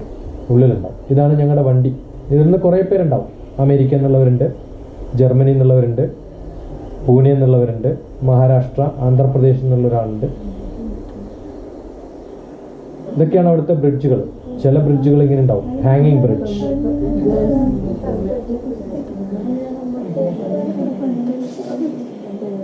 ഇതാണ് അവിടുത്തെ വെള്ളത്തിന്റെ ഒഴുക്കും ശക്തിയും, ക്ലീൻനെസ്. ഇതാണ് അവിടുത്തെ റോഡ്. ഇങ്ങനെ ഉണ്ടാവും. വീണാൽ കുറെ താഴത്ത് വീഴും, ഒരു 200 മീറ്റർ, പിന്നെ നോക്കേണ്ട കാര്യമൊന്നുമില്ല. ഫൈൻ. വണ്ടികളൊക്കെ ലാൻഡ് ക്രൂസർ വണ്ടികളെ പോകുള്ളൂ. അവിടെ 4 വീലിൽ ഓടിക്കാൻ പറ്റില്ല. അതിൻ്റെ വില ഏകദേശം ഒരു 80 ലക്ഷം രൂപയാണ് ജീപ്പിൻ്റെ വില. ആ ജീപ്പിൽ പോകാൻ പറ്റുള്ളൂ, കാരണം 4 വീലും വേണം. ഏത് കല്ലിൻ്റെ മുകളിൽ ചാടാൻ പറ്റും. കാണിച്ചു തരാം. ജിപ്സി അല്ല, ജിപ്സൊക്കെ വളരെ 4 വീലറാണ്, ജിപ്സി SUVs ആണ്, ബട്ട് അത്രയും പവർഫുൾ അല്ല. ഇത് ഭയങ്കര പവർഫുള്ളാണ്. ഇതൊക്കെ ഏകദേശം 8000 cc. ഇങ്ങനെയൊക്കെയാണ് പോകാം. കാണാം, ഈ കല്ലിൻ്റെ മുകളിൽ കയറുന്നുണ്ടോ വണ്ടി? Okay, that's how it runs. ഇങ്ങനെയുള്ള കുറേ സ്നോ മൗണ്ടൻസ് കാണും നമ്മൾ. ഫുൾ മഞ്ഞുള്ള സ്ഥലം, തൊടാൻ പറ്റും, അതിൻ്റെ മുകളിൽ നടക്കാൻ പറ്റും. ഇതാണ് നമ്മൾ താമസിക്കുന്ന സ്ഥലം. ഇത് ബ്രഹ്മപുത്രൻ്റെ ഉള്ളിലാണ് താമസിക്കുന്നത്. ബ്രഹ്മപുത്ര റിവർ ഒഴുകുന്ന സമയത്ത് ഇത് വെള്ളമായിരിക്കും. നമ്മൾ പോകുന്നത് ബ്രഹ്മപുത്ര ഡ്രൈ ആയ സമയത്താണ്. അതുകൊണ്ട് താമസിക്കുന്നതൊക്കെ ബ്രഹ്മപുത്രൻ്റെ ഉള്ളിലാണ്. ഓക്കെ, ഇവിടെ നമ്മൾ മഞ്ഞ് വരും, രാത്രിയാകുമ്പോൾ മഞ്ഞ് വരും. ഉരുകി മഞ്ഞ് വരുന്ന ഗ്ലേഷ്യർ വരുന്നത് ജൂലൈയിലാണ്. ഇത് നമ്മൾ പോകുന്നത് മെയ്യിലാണ്. ഇതാണ് സാൻഡ് ഡ്യൂൺസ്. മണലുകൾ ഇതേപോലെ ഉണ്ടാവും. അതിനകത്ത് സൂര്യപ്രകാശം ഏൽക്കുന്ന സമയത്ത് നല്ല പ്രകാശം അടിക്കും. ഇത് കണ്ടിട്ടാണ് പണ്ട് വള്ളത്തോള്, ആശാൻ, ഉള്ളൂര് ഒക്കെ കവിതകൾ എഴുതിയിരുന്നത്. അതിൽ ഏറ്റവും ഫേമസ് ആയിട്ടുള്ള വലിയ മലയുടെ മുകളിൽ, ഇതേപോലെ മല കാണുമ്പം വലിയ വീടുകളുടെ മുകളിൽ സ്വർണം പൂശിയ പോലെ തോന്നും കുറേ ദൂരത്തുനിന്ന് കാണും. ശിഷ്യനും മകനും എന്ന് പറഞ്ഞിട്ടൊരു പുസ്തകമുണ്ട്. അറിയാ? വെള്ളത്തോളുണ്ട്. അതിൽ മികവുടയ കുബേരം, ഇത് കുബേരന്റെ നാടാണ്. കുബേരൻ എന്ന് പറഞ്ഞാൽ പണ്ട് ഏറ്റവും റിച്ച് ആയിട്ടുള്ള രാജാവിന്റെ സ്ഥലമാണ്. ടിബറ്റ് എന്ന് പറയുന്നത് കുബേരന്റെ നാടാണ്. ആ കുബേരന്റെ നാട് കടന്നിട്ട് വേണം നമ്മൾ കൈലാസത്തേക്ക് പോകാൻ. അതുപോലെ പണ്ട് കേരളത്തിൽ നിന്ന് പരശുരാമൻ പോയിട്ടുണ്ട് ശിവനെ കാണാൻ. ആ പോയ സമയത്ത് അതിനെ വർണ്ണിച്ച പുസ്തകത്തിന്റെ പേരാണ് ശിഷ്യനും മകനും. നിങ്ങളൊന്നും എഴുതിയെടുക്കുന്നില്ല, ഇതെല്ലാം നോളജാണ്. ഞാൻ നിങ്ങളോട് പറഞ്ഞിട്ട്, ഞാൻ എന്ത് പറയുമ്പോഴും നോളജാണ്. ഇതെല്ലാം ഇങ്ങനെ കേട്ടിരിക്കും. വെള്ളത്തോളിന്റെ പുസ്തകം ഏതാണ്ട് കേൾക്കുന്ന ഒരു ചാൻസ് ആണത്. ശിഷ്യനും മകനും എന്നാണ്. അതിൽ ശിഷ്യൻ എന്ന് പറയുന്നത് പരശുരാമനും, ശിവൻ ആരാ? അദ്ദേഹത്തിന്റെ ഗുരു. മകൻ ആരാ അവിടെ? ഗണേശനാണ്. ശിഷ്യനും മകനും, ഗണേശനും പരശുരാമനും തമ്മിലുള്ള യുദ്ധത്തിനെ കുറിച്ചുള്ള കവിതയാണ് ആ പുസ്തകം. അതിനകത്ത് അവർ യുദ്ധം ചെയ്യുന്ന സമയത്താണ് പരശുരാമൻ ഗണേശന്റെ കൊമ്പ് വെട്ടുന്നത്, അല്ലെങ്കിൽ അറിയാണ്ട് പൊട്ടിപ്പോകുന്നത്. അതാണ് കഥ. അപ്പൊ ഞാൻ ഈ കഥയൊക്കെ വായിച്ചിട്ടാണ് എവിടെ പോണത്? കൈലാസത്തിലേക്ക്. ആരെ കാണാൻ? ശിവനെ കാണാൻ. ആരാ ശിവൻ? പരശുരാമന്റെ ഗുരു. പരശുരാമൻ ആരാ? കേരളത്തിലെ നമ്മുടെ നാട്ടുകാരൻ ആണോ അല്ലയോ? ഞാൻ ഏത് ഗോത്രം എന്ന് ചോദിച്ചാൽ പരശുരാമ ഗോത്രം എന്നാ പറയാം. ക്ഷത്രിയനാണ്. കാരണം ഈ നാട്ടിന്റെ ലാൻഡ് ലോഡ് ആയിരുന്നല്ലോ. ഈ നാട് എൻ്റെ അമ്മയുടെ അച്ഛൻ്റെ ആയിരുന്നല്ലോ. അപ്പൊ ഞാൻ എന്ത് ആളായിട്ടാ പോകുന്ന അവിടത്തേക്ക്? പരശുരാമന്റെ ആളായിട്ടാ പോകുന്നത്. മികവുടയ കുബേരപത്തനത്തിൽ സുഗനകമാകിയ താഴികക്കുടങ്ങൾ പകൽ പകുതി കടന്ന ഭാസ്കരന്റെ പ്രകാശമേറ്റിട്ട് പകൽ പകുതി വൈകുന്നേരങ്ങളിൽ ഇങ്ങനെ ലൈറ്റ് കാണിക്കുള്ളൂ. പ്രകടമരീതികളാൽ തിളങ്ങി മിന്നി പല പല മണിമേട രണ്ടുപാടും വിലസന തൽപുരരധ്യയിങ്കലൂടെ അലർശരരിപുവിൻ മഹാദ്രിതന്നർ കലകു വിഭാവനർ അന്തണൻ ഗമിപ്പൂ സുമഹിത മുനിവേഷമാമവൻ തൻ. അദ്ദേഹത്തിന്റെ മുനിവേഷാണ്, കംപ്ലീറ്റ് ഭസ്മാണ്. പക്ഷെ അതിലൊന്നും അദ്ദേഹത്തിന്റെ ദർപ്പം, അഹങ്കാരം കുറഞ്ഞിട്ടില്ല. കാരണം അയാൾ ക്ഷത്രിയനും കൂടിയാണ്. അയാൾ ബ്രാഹ്മണനുമാണ്, ക്ഷത്രിയനുമാണ്. ഇതൊക്കെ പഠിച്ചിട്ടാണ് ഞാൻ പോകുന്നത്. ആ പോണ സമയത്ത് എന്താ കാണാൻ? നമ്മൾ ഈ വഴിയൊക്കെയാണ് ലാൻഡ് ക്രൂസറിൽ പോവുക. ഇത് റിവറാണ്, റിവറിലൂടെയാണ് ഓടിക്കുന്നത്. ചില സ്ഥലങ്ങളിൽ ബ്രിഡ്ജ് ഉണ്ടാവില്ല. അപ്പൊ ഇതിന്റെ മുകളിൽ കയറിയിട്ട് അത് വലിച്ചു നീട്ടാൻ അപ്പുറത്തെ ഭാഗത്തേക്ക് കൊണ്ടുപോകാനുള്ള ചെയിനാണ്. ഇത് ബ്രഹ്മപുത്ര റിവറാണ്. ആഴം ഉണ്ടാവും, നല്ല തണുപ്പും ഉണ്ടാവും. -3, -4 ഡിഗ്രിക്ക്. അതിനകത്ത് പോയി ഞാൻ കുളിച്ചപ്പോൾ ശരിക്കും നല്ല കുത്ത് കിട്ടിയ പോലെ. ഇവരാണ് അവിടുത്തെ ലോക്കൽ ആൾക്കാർ. ആ ലോക്കൽ ആൾക്കാർ ഇട്ടിരിക്കുന്ന ഡ്രസ്സും അവരുടെ മുഖവും ഒക്കെ വല്ലാണ്ട് വികൃതമായിരിക്കും. സൂര്യപ്രകാശം അണിച്ചിട്ട് മുഖത്തൊക്കെ കുളിക്കാൻ വെള്ളം ഉണ്ടാവില്ല. കാരണം തണുപ്പുള്ള വെള്ളത്തിലാരും കുളിക്കില്ലല്ലോ. അവിടെ ഒന്നും വിറക് കിട്ടൂല ചൂടാക്കാൻ. ഒരു സാധനവും ഇല്ല, മുളച്ചിട്ടില്ല. നോക്കിയാട്ടെ, അവരൊരു ഭക്ഷണവും കഴിക്കില്ല. ആകെ കഴിക്കുന്നത് യാക്ക് എന്ന് പറഞ്ഞൊരു ജീവിയുടെ ശവമാണ്. അത് പകുതി വേവിച്ചിട്ടാണ് കഴിക്കുക. കാരണം വേവിക്കാൻ ഉപയോഗിക്കുന്ന അതിൻ്റെ ചാണകമാണ്. അതിൻ്റെ പാലാണ് അവർ കുടിക്കുക. അതിൻ്റെ തൊലി അതിനെ കൊന്നു കഴിഞ്ഞാലാണ് അവർ ഉടുപ്പായിട്ട് ഉടുക്കുക. ഈ പുറമേ ഉള്ളത് മാറ്റിക്കഴിഞ്ഞാൽ അതായിരിക്കും ഉണ്ടാവുക. കാരണം അത് നല്ല ചോരയുള്ള സമയത്ത് ഉടുത്തു കഴിഞ്ഞാൽ തണുപ്പടിക്കില്ല. അപ്പോൾ അവർക്ക് തണുപ്പടിക്കാണ്ടിരിക്കാൻ ജാക്കറ്റ് ഒന്നും മേടിക്കാൻ പറ്റില്ല, അതാണ് അവർ ഉടുക്കുക. ഫൈൻ. നല്ല ചൂടുണ്ടാവും ചോരയ്ക്ക്. നമ്മളിങ്ങനെ കാണുന്ന സമയത്ത് അവർക്ക് മിക്കവാർക്കും ആൾക്കാർക്ക് കണ്ണ് കാണില്ല, കാരണം സൂര്യപ്രകാശം അടിച്ച് കണ്ണടിച്ച് പോയിട്ടുണ്ടാവും. ഈ മുഖത്തൊക്കെ വിണ്ട് കീറിയിട്ട് ബ്ലഡ് വരും പുറത്ത്, എന്നിട്ട് ബ്ലാക്ക് കളറായിട്ടുണ്ടാവും. ചെറിയ കുട്ടികളുടെ പോലും അതേ. അപ്പോൾ അവരിങ്ങനെ കാണുന്നതൊക്കെ ചോദിക്കുന്നു. നമ്മളൊക്കെ പുരട്ടിയിട്ടാണ് പോവാം. SPF എന്ന് പറഞ്ഞൊരു സാധനം പറ്റും, സൺ പ്രൊട്ടക്ഷൻ ഫാക്ടറുള്ള നല്ല ക്രീമുകൾ. നിങ്ങളൊക്കെ ഉപയോഗിക്കുന്ന ബ്യൂട്ടി ക്രീം ഉപയോഗിക്കുന്ന അതിനകത്ത് എഴുതിയിട്ടുണ്ടാവും SPF എന്ന് പറഞ്ഞിട്ട് പെർസെൻറ്റേജ്. അത് 0.2%, 1%, 2%, മാക്സിമം 25% ആന്ധ്രാപ്രദേശിലൊക്കെ ഉണ്ടാവുക. UP-യിലൊക്കെ 25%. അവിടെ പോണ സമയത്ത് നമ്മൾ മേടിക്കുന്നത് 75%. കാരണം അതടിച്ചാലേ നമുക്ക് വിണ്ട് കീറാണ്ടിരിക്കുള്ളൂ, അല്ലെങ്കിൽ വിണ്ട് കീറി ഇവിടെ നിന്നൊക്കെ ബ്ലഡ് വരും. അവരെ അങ്ങനത്തെ സ്ഥലത്താണ് ജീവിക്കുന്നത്. അപ്പോൾ ആ കഷ്ടപ്പാടുകളൊക്കെ ഉണ്ടാവും. അവർക്ക് എന്താണ് വേണ്ടതെന്നറിയില്ല. നമ്മുടെ കണ്ണട വേണമെന്ന് ചോദിക്കും, നമ്മുടെ പേന വേണമെന്ന് ചോദിക്കും. അപ്പോൾ എൻ്റെ കയ്യിലുണ്ടായിരുന്നൊരു പേന കൊടുത്തു. പേന കൊടുത്ത സമയത്ത് ഒരു ചെറിയ കുട്ടി ഒരു കല്ലിൻ്റെ മുകളിൽ കൊണ്ടുവച്ച് പേന എവിടെ വെച്ച് വേറൊരു കല്ലത്ത് ഒറ്റയടി അടിച്ചു. എന്നിട്ട് അതിനകത്ത് നിന്ന് റീഫിൽ നിന്ന് മഷി എടുത്തിട്ട് നെയിൽ പോളിഷ് ഇട്ടു. കാരണം അവർക്ക് പേന എന്ന് പറയുന്നത് അതിൻ്റെ ആവശ്യമുള്ളൂ. കാരണം ഒന്നും വിദ്യാഭ്യാസം ഇല്ലാത്തവരായിരിക്കും. നമ്മൾ നല്ല കാജു കിസ്മിസ് ഉണ്ടല്ലോ, മുന്തിരിയും കശുവണ്ടി, അത് കൊണ്ടുപോയിട്ടുണ്ടല്ലോ തിന്നാൻ. അവരെന്തെങ്കിലും തരണേന്ന് നോക്കുമ്പോൾ അത് കുറച്ച് കൊടുത്തു. അതിങ്ങനെ നോക്കിയിട്ട് ഒറ്റ ഏറ് വരും. കാരണം അവർക്ക് എന്താ സാധനം എന്നറിയില്ല. കാരണം അവർ ജീവിതത്തിൽ ഇതുവരെ കാണാത്ത സാധനം അവർ കഴിക്കില്ലല്ലോ. മനസ്സിലായോ? അതാണ് അവരുടെ വിദ്യാഭ്യാസം. ആലോചിച്ച് വെക്കാം, 1000 കിലോമീറ്റർ ദൂരേ ഉള്ളൂ. ടിബറ്റാണ്, ചൈനയാണെന്ന് ആലോചിച്ച് നോക്കണം. സോഷ്യലിസ്റ്റ് രാജ്യം എന്ന് പറയുന്ന ചൈനയിലാണ് ഈ സംഭവം. മാർക്സിസ്റ്റുകാരൊക്കെ പോയി കാണേണ്ട സ്ഥലമാണ്. അപ്പോഴേ മനസ്സിലാവുള്ളൂ ശരിക്കും മാർക്സിസം എവിടെയുള്ളത്. ഇതൊന്നും കാണാത്തവരാണ് ഇവിടെ ഭരിക്കുന്ന പിണറായിയും. ഇതൊക്കെ റെക്കോർഡ് ചെയ്യുന്നുണ്ട്, ഇതൊക്കെ ഞാൻ യൂട്യൂബിൽ ഇടും. മനസ്സിലാവുന്നുണ്ടോ? കാരണം ഇവരൊന്നും കണ്ടിട്ടില്ല ജീവിതം. ശരിക്കും ജീവിതം കാണണമെങ്കിൽ അങ്ങനത്തെ സ്ഥലത്ത് പോകണം, ആൾക്കാരുമായിട്ട് ഇടപെടണം, ആൾക്കാരുടെ കൂടെ പോയി നിന്നാലേ അറിയുള്ളൂ. പണ്ട് VR കൃഷ്ണയ്യർ എന്ന് പറഞ്ഞൊരാളുണ്ട്, അസലായിട്ടുള്ള മാർക്സിസം ഉള്ള ഒരു ജഡ്ജാണ്. അദ്ദേഹത്തിൻ്റെ ലെക്ചർ കുറേ വർഷങ്ങൾക്ക് മുമ്പ് ഞാൻ ബാംഗ്ലൂരിൽ കേട്ടിട്ടുണ്ട്. അദ്ദേഹം റഷ്യയിൽ പോയ സമയത്ത് അദ്ദേഹം ഇന്ത്യക്കാരനായതുകൊണ്ട് എത്ര പൈസ കൊടുത്താലും ഇന്ന് ഹോട്ടലിൽ കയറുന്ന പറഞ്ഞാൽ കേട്ടില്ല. കാരണം റഷ്യയിൽ ഏറ്റവും കൂടുതൽ ഡിസ്ക്രിമിനേഷൻ ഉള്ള സ്ഥലമാണ്. നീ ഏത് ജാതിയാന്ന് നോക്കിയിട്ടേ ആ ജാതിക്കാർക്ക് ഹോട്ടലുകൾ പോലും കൊടുക്കും. നീ ഏത് രാജ്യത്തു നിന്നാന്ന് നോക്കിയിട്ടേ ആ രാജ്യക്കാർക്ക് ചില ഹോട്ടലുകൾ കൊടുക്കും, മറ്റേ രാജ്യക്കാർക്ക് വേറെ ഹോട്ടലിൽ കൊടുക്കും. അങ്ങനെയാണ് VR കൃഷ്ണയ്യർ അവിടെ പോയിട്ട് പറഞ്ഞത്, ഇതാണോ സോഷ്യലിസം, ഇതാണോ മാർക്സിസം, ഇതാണോ ലെനിനിസം എന്ന് ഞാൻ ഇപ്പോഴാണ് പഠിച്ചത്, പോയി കണ്ടപ്പോഴാണ് മനസ്സിലായി. ഞാനല്ല പറഞ്ഞത്, ശരിക്കും മാർക്സിസ്റ്റായ VR കൃഷ്ണയ്യരുടെ പണ്ട് കേട്ട ലെക്ചറാണ്. ഞാനിപ്പോഴും റഷ്യയിൽ പോയിട്ടില്ല. അപ്പോൾ ഞാൻ പറയുന്നത്, ലോകം കാണണമെങ്കിൽ എന്ത് ചെയ്യണം? സഞ്ചരിക്കണം. സഞ്ചരിച്ചിട്ട് പല സ്ഥലത്തും പോയിട്ട് പഠിക്കണം, കണ്ടു പഠിക്കണം. ആ കണ്ടു പഠിക്കാത്തതാണ്. അല്ലെങ്കിൽ അറ്റ്ലീസ്റ്റ് ഇതിനെക്കുറിച്ച് വായിക്കണം. ഇപ്പോൾ ഹാനോയ് എന്ന് പറയുന്ന സ്ഥലത്തെ ഡയറികൾ, ഹാനോയിയുടെ ജീവചരിത്രം പഠിക്കണം. അങ്ങനെ കുറേ സ്ഥലങ്ങൾ പഠിക്കണം. അങ്ങനെ നടന്നു പോയി കഴിഞ്ഞാൽ നമ്മളിപ്പോൾ അവിടെയൊക്കെ കാണാം ശരിക്കും പട്ടിണി പാവങ്ങളാണ്. കാരണം ഒന്നുമില്ല, ഭക്ഷണമില്ല. നിങ്ങൾക്ക് കാണാം, കംപ്ലീറ്റ് ബാരൻ ലാൻഡല്ലേ. ആ ലാൻഡിൽ എന്താ ഉണ്ടാവുക? അത് ടിബറ്റൻസ് കംപ്ലീറ്റ് ആരുണ്ടായിരുന്നു അവിടെ?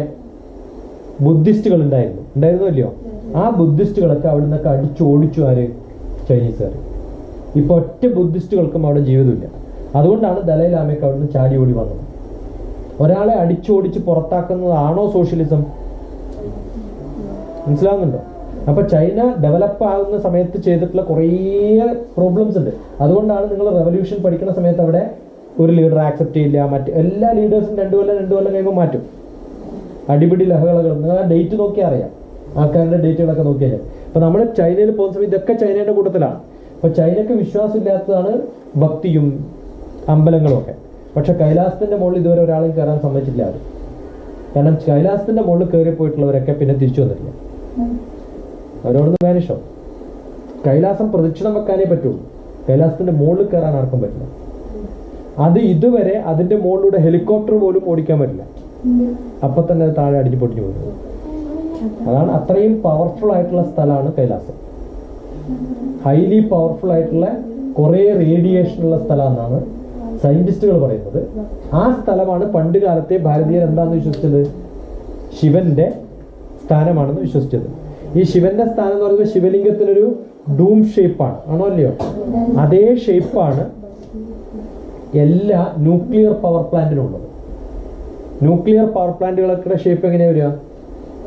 ഇതേപോലെ ഡൂം ഷേപ്പുകളാണ്. അപ്പൊ ഏറ്റവും പവർഫുൾ ആയിട്ടുള്ള എനർജി സോഴ്സ് ഉള്ള സ്ഥലമാണ്. അതിന്റെ തൊട്ടടുത്ത് എല്ലാ ന്യൂക്ലിയർ പവർ പ്ലാന്റിന്റെ അടുത്ത് കുറേ വെള്ളം ശേഖരിച്ചു വെച്ചിട്ടുണ്ടാവും.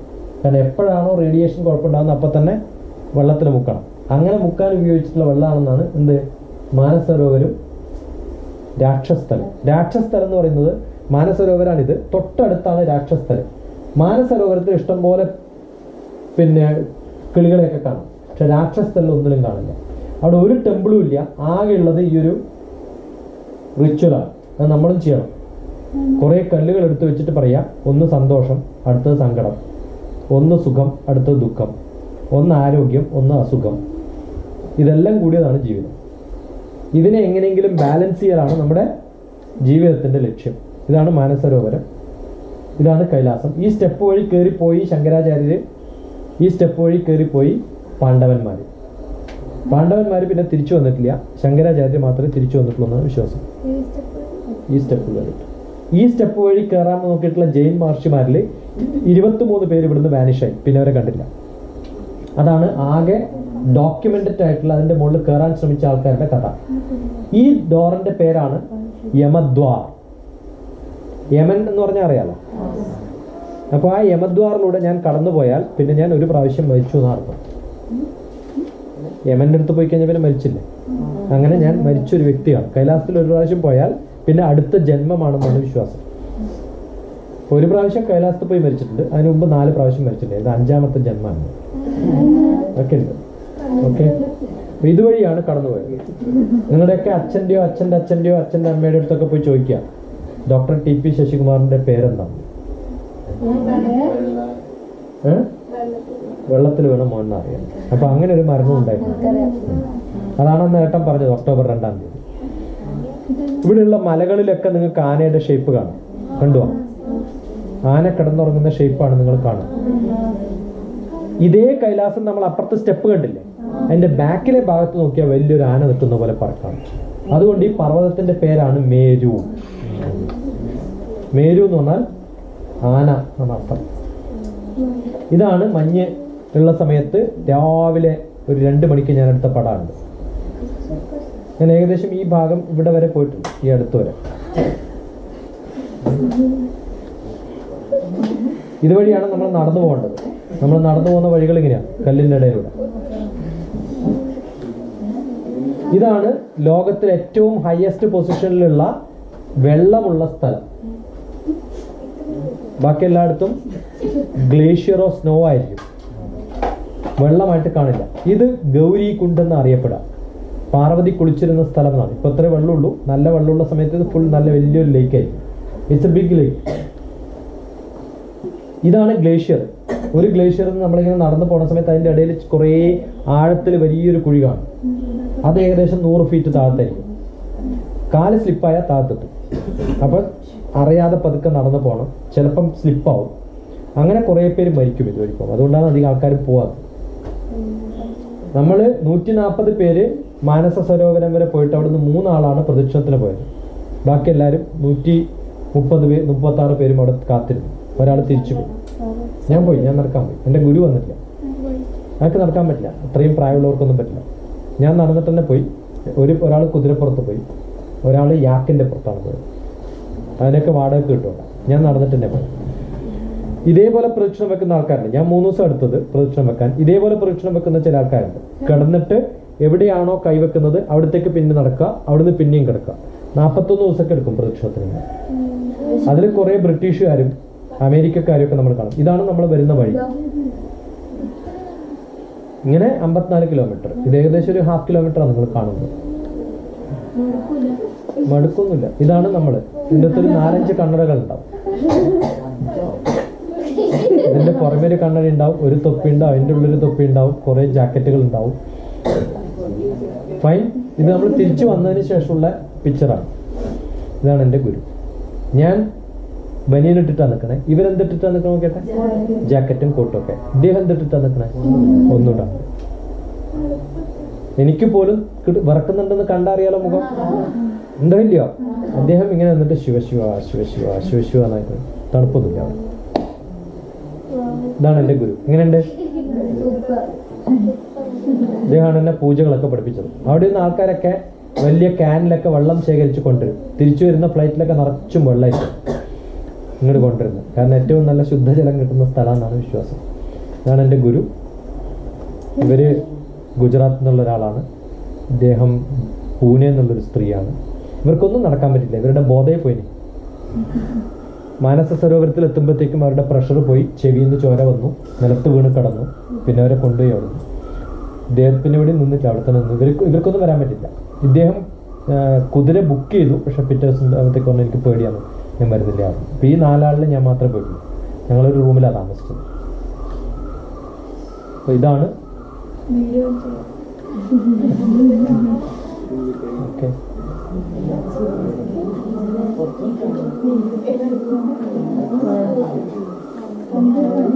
So tomorrow which chapter?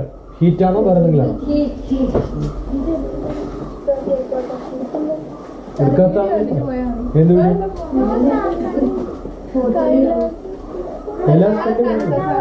ഞാൻ കാണിച്ചത് ഇനിയിപ്പോൾ 6 മണിയല്ലേ? ഓ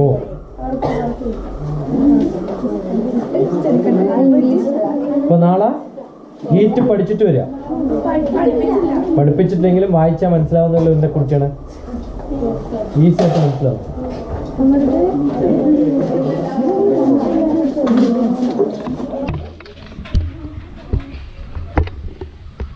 നിങ്ങൾ തരാത്തവരുണ്ടെങ്കിൽ ആ പേപ്പർ തന്നിട്ടേ പോവാവും. ഇന്നലെ ഞാൻ എഴുതാൻ പറഞ്ഞു.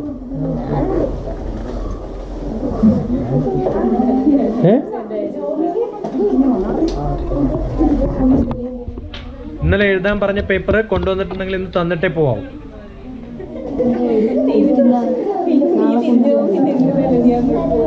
നാളെ തന്നാ മതി.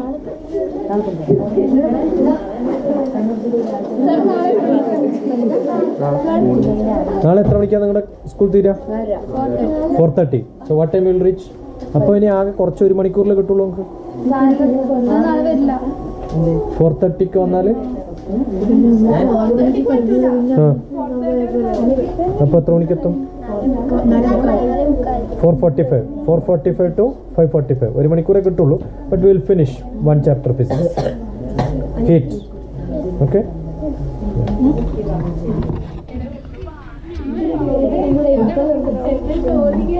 ഇന്ന് പോയിട്ട് ഫുൾ സോഷ്യൽ ഒന്ന് റിവൈസ് ചെയ്തിട്ട് എഴുതണേ, അല്ലെങ്കിൽ മറന്നു പോകും. പിന്നെ ഇന്ന് എൻ്റെ പേരുമ്പോൾ നിങ്ങളുടെ എല്ലാവരുടെയും ഹാൻഡ് റൈറ്റിംഗ് നല്ല അസല ഹാൻഡ് റൈറ്റിംഗ് ആണല്ലോ. I wish I could write it.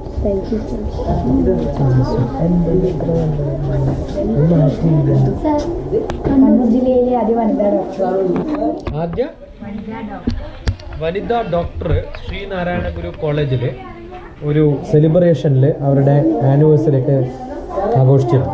അവർ തലശ്ശേരിക്കാരാണ്. അത്രയും ഇൻഫർമേഷനെ ഞാൻ തരുന്നു. അല്ലുണ്ട്, എനിക്കറിയാം. പക്ഷെ ഞാൻ പറഞ്ഞത് കലണ്ടർ എങ്ങനെ ഉണ്ടാക്കുന്നത് ഞാൻ കാണിച്ചെന്നില്ല. നിങ്ങൾ തന്നെ നോക്കിയാൽ നിങ്ങൾക്ക് അറിയാം. You will know. It's very simple.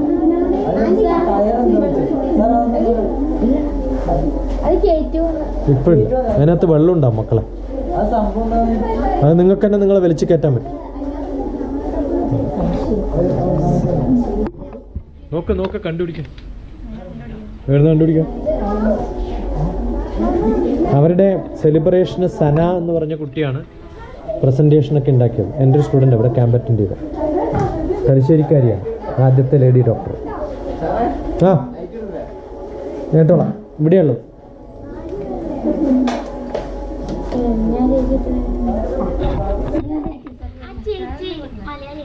Malayali ആര്? Anusha is not. Yeah, you want to speak to them? Yeah, speak. Say namaste. Namaste. മലയാളത്തിൽ ചോദിക്കും, മലയാളത്തിൽ പറയും. മലയാളി അല്ല, പക്ഷെ മലയാളം പഠിച്ചു. എൻ്റെ സുഖമാണോ?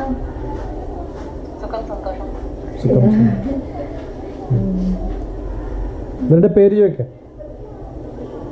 പേര് പറയട്ടെ. സദിഷ, ആര്യ, ആദിത്യ.